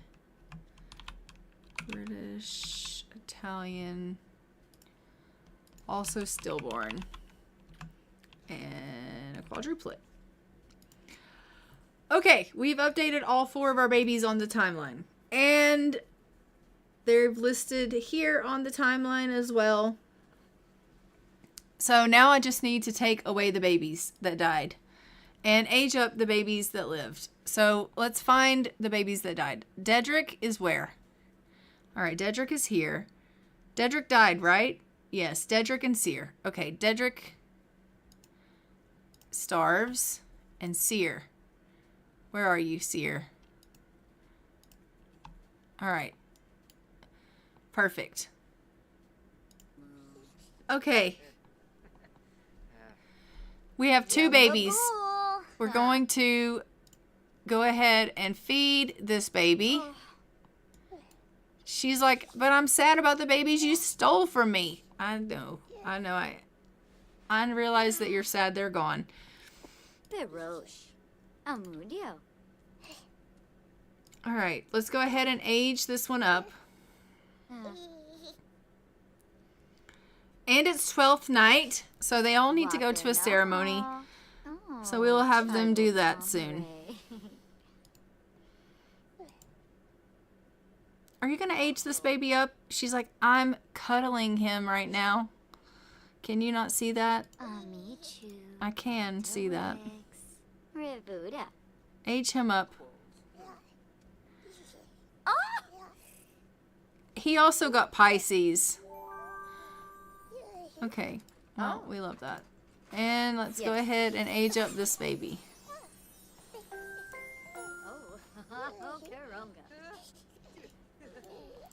Look at him freaking out. Poor Leopold. He's like, how are they already infants? Oh my gosh. Look at him just pop up out of that bed like... Oh, Nibs.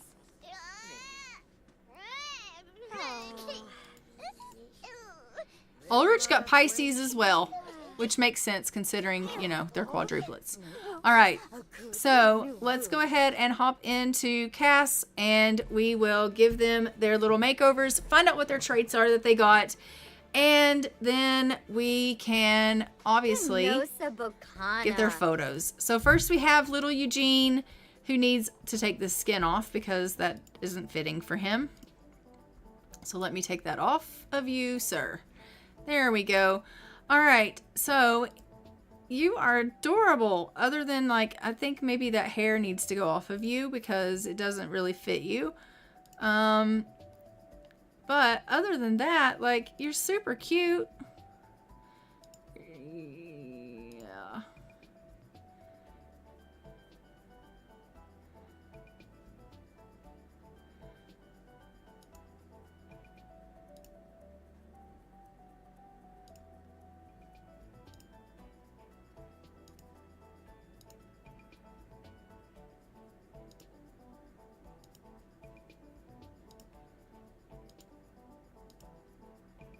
Will you change already?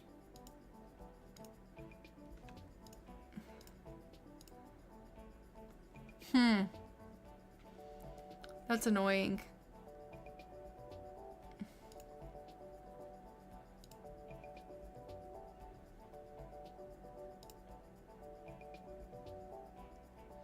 Okay, there.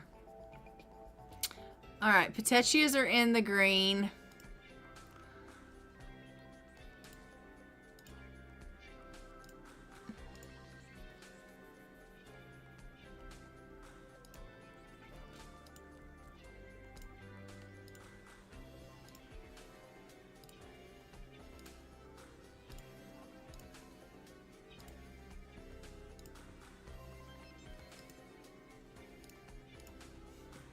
Eugene's really adorable. All right, there's little Eugene. He is a wiggly infant. And then we have little Ulrich here. Let me give him some eyelashes here. And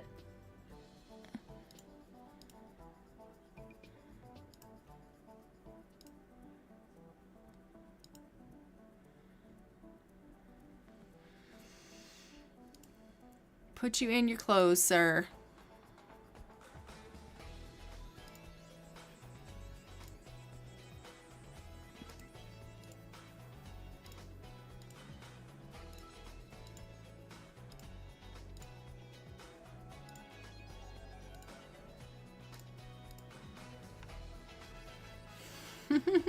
Super cute.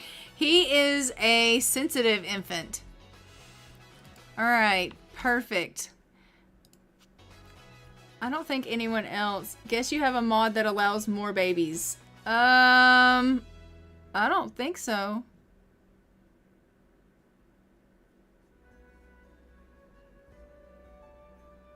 I don't think I do, Leah Maria.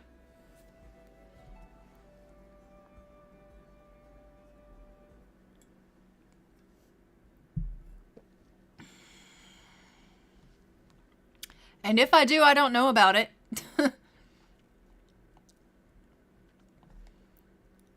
All right, so we have our two little ones here, which are super cute. Let's go ahead and send them off to 12th night. Let's let them go. She's like, but what about the little ones? They'll be fine. They'll be fine. Jessene. They're going to go ahead and go off to 12th night. There's only one crib here in this house.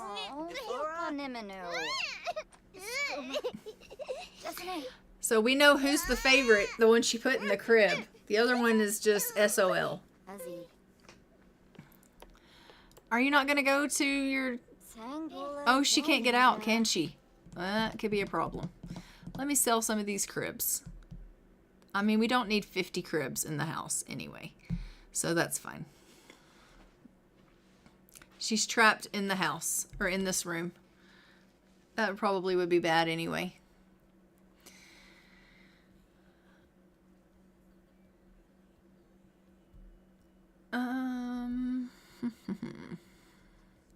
It's gonna take a minute to load.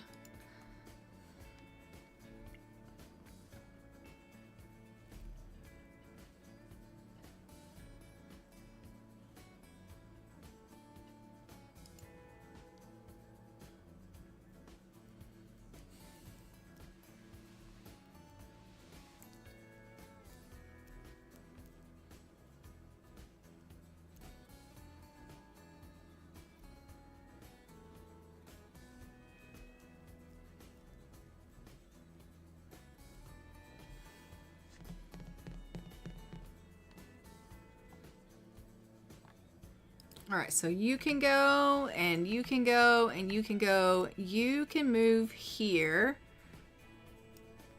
And then let's get another one of you for here.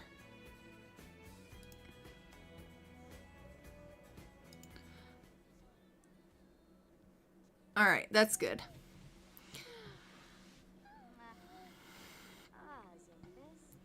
Now can you go to the holiday ceremony?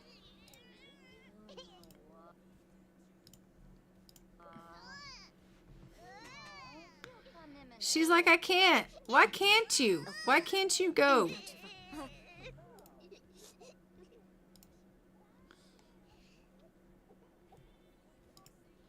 Can you go there?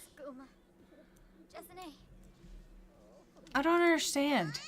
Teleport there.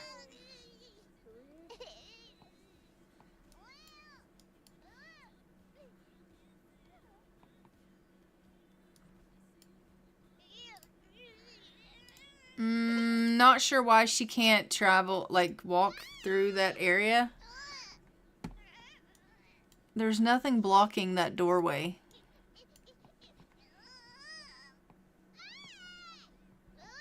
They left their baby out in the snow. So we love that for them.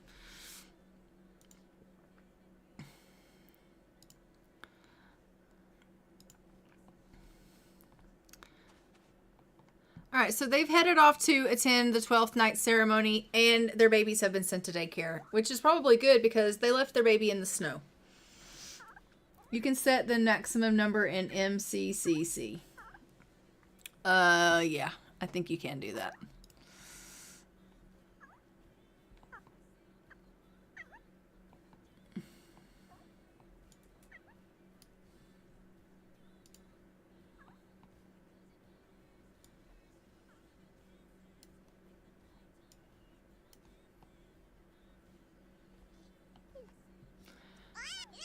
All right, everyone has returned home. We love that. Who else is going to have a baby now? I'm not really sure. Why does she just keep picking him up and putting him down? Go put him somewhere.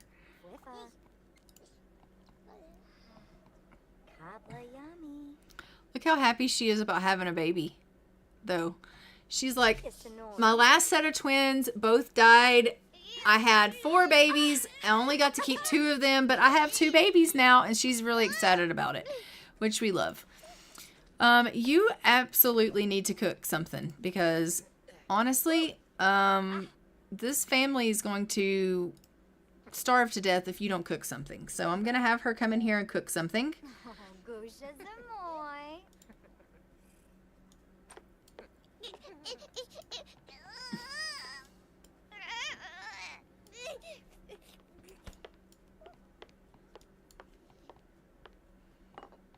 All right.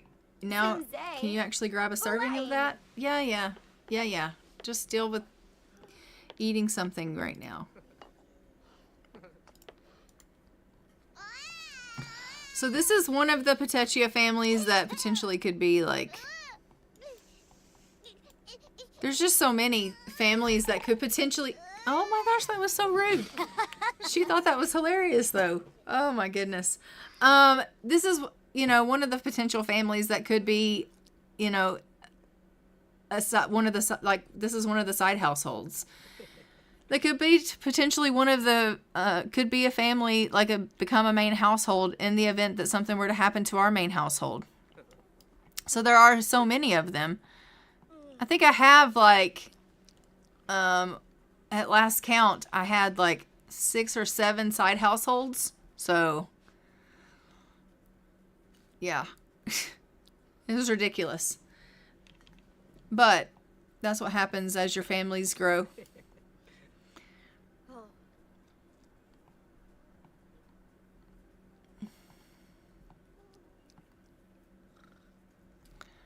All right, let me take a look at the spreadsheet and see where we're at. So we had our famine roll and our war roll already. And now it is Friday, which it is currently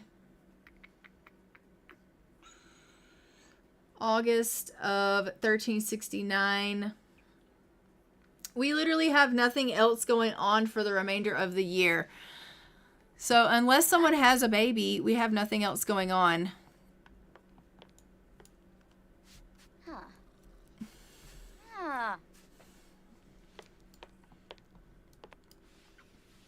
I do think we have several more that are supposed to be having babies, though. Look at her cleaning the food. Why are you cleaning the food? Oh my goodness. All right, let's go ahead and go back over and we'll go check on another family. I think we have another family that is supposed to be having a baby. Let's go take a look at some of our other families. Let me see who is in our main menu. I'm just going to take a look here. So we've got the Like family and the Petaccia family. They had their babies. Shoemaker... Is Eliza pregnant? I can't remember.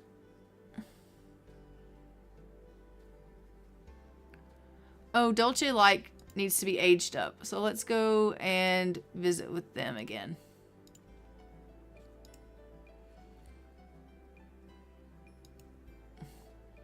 Now that she's had her baby, we need to go ahead and age her up to a young adult.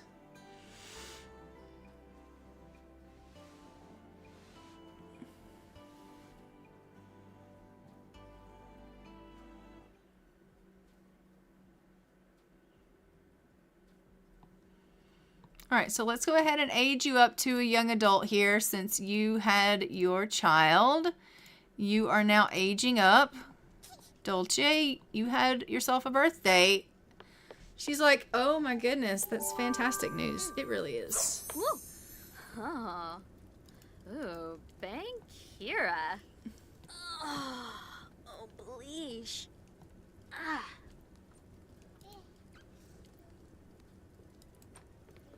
What did you get as your trait?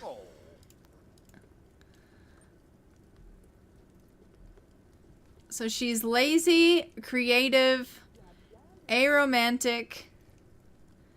She has 0 desire for romantic relationships. I mean, really? She aged up as aromantic. That's going to cause an issue with her marriage, I think. All right. Very good. I may go in and change that. That might cause some issues with her and Cuthbert having children. I don't know.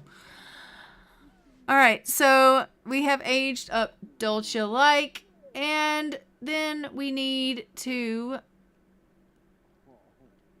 I just want to see who else is potentially having babies. I don't know if Eliza was supposed to have a baby or not. I can't remember who all was pregnant.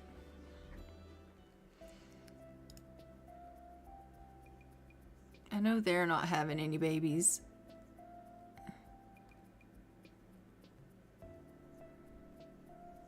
Or them. Let's go check on Eliza. As we know, she has lost Porter to the war. Not lost him, but he's gone away to the war. So she's on her own taking care of the babies. So if she is pregnant and going to be having a child, I think she would be... No, she's not pregnant. Okay. I thought she was for some reason, but I guess she's not. But she is just taking care of the little ones here. So we have little Ivan and little Kingsley. Ivan, as we know, is actually from his first wife. Kingsley is their child together. They probably should have gotten pregnant again before he left to go off to war. But they didn't, so that sucks.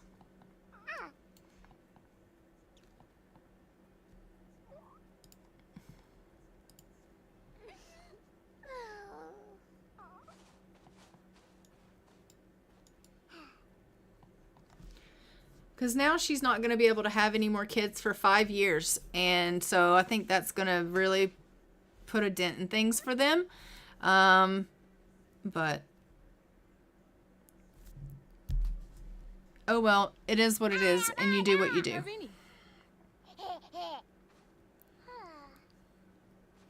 And she's just going to read to Kingsley here. Super cute.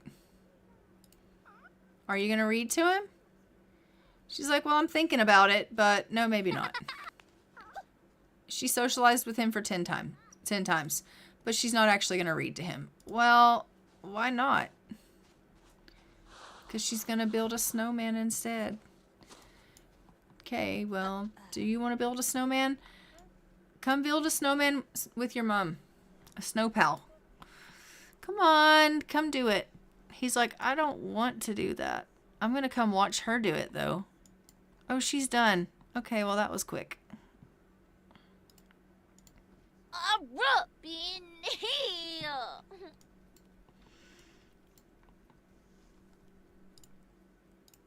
Okay, who else could potentially have babies? I don't know.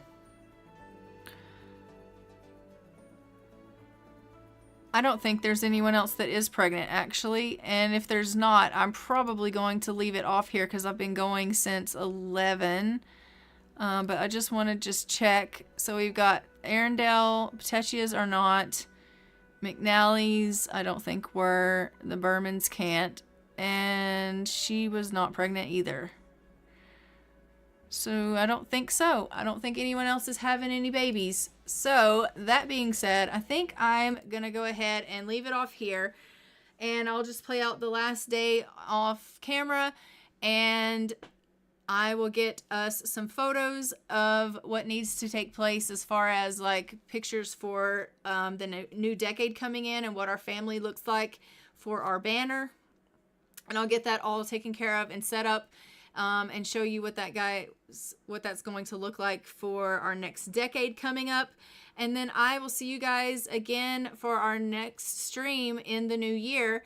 I won't be streaming again until January 6th because I'm not going to be streaming all next week because I'm taking the week off just to make content, spend time with my family for the holidays and things like that. So I'm not actually going to be streaming again until the 6th. So that being said, I had a blast streaming with you guys. I hope that you guys had a good time, and I will see you guys again on the 6th. And until next time, I'm going to go ahead and fly for now. And I hope you guys have a very Merry Christmas and a Happy New Year. And I will see you guys in the new year on the 6th.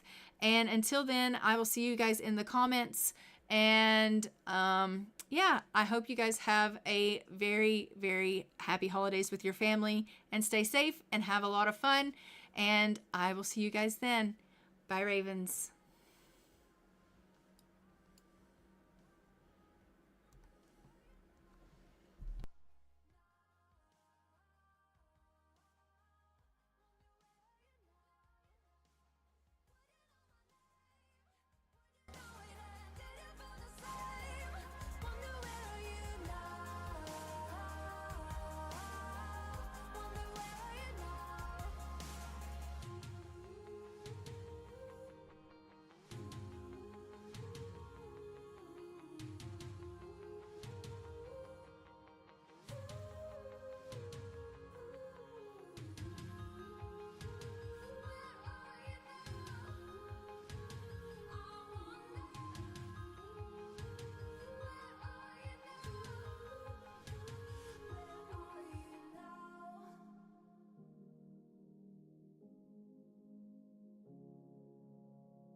Should have told you that you're beautiful.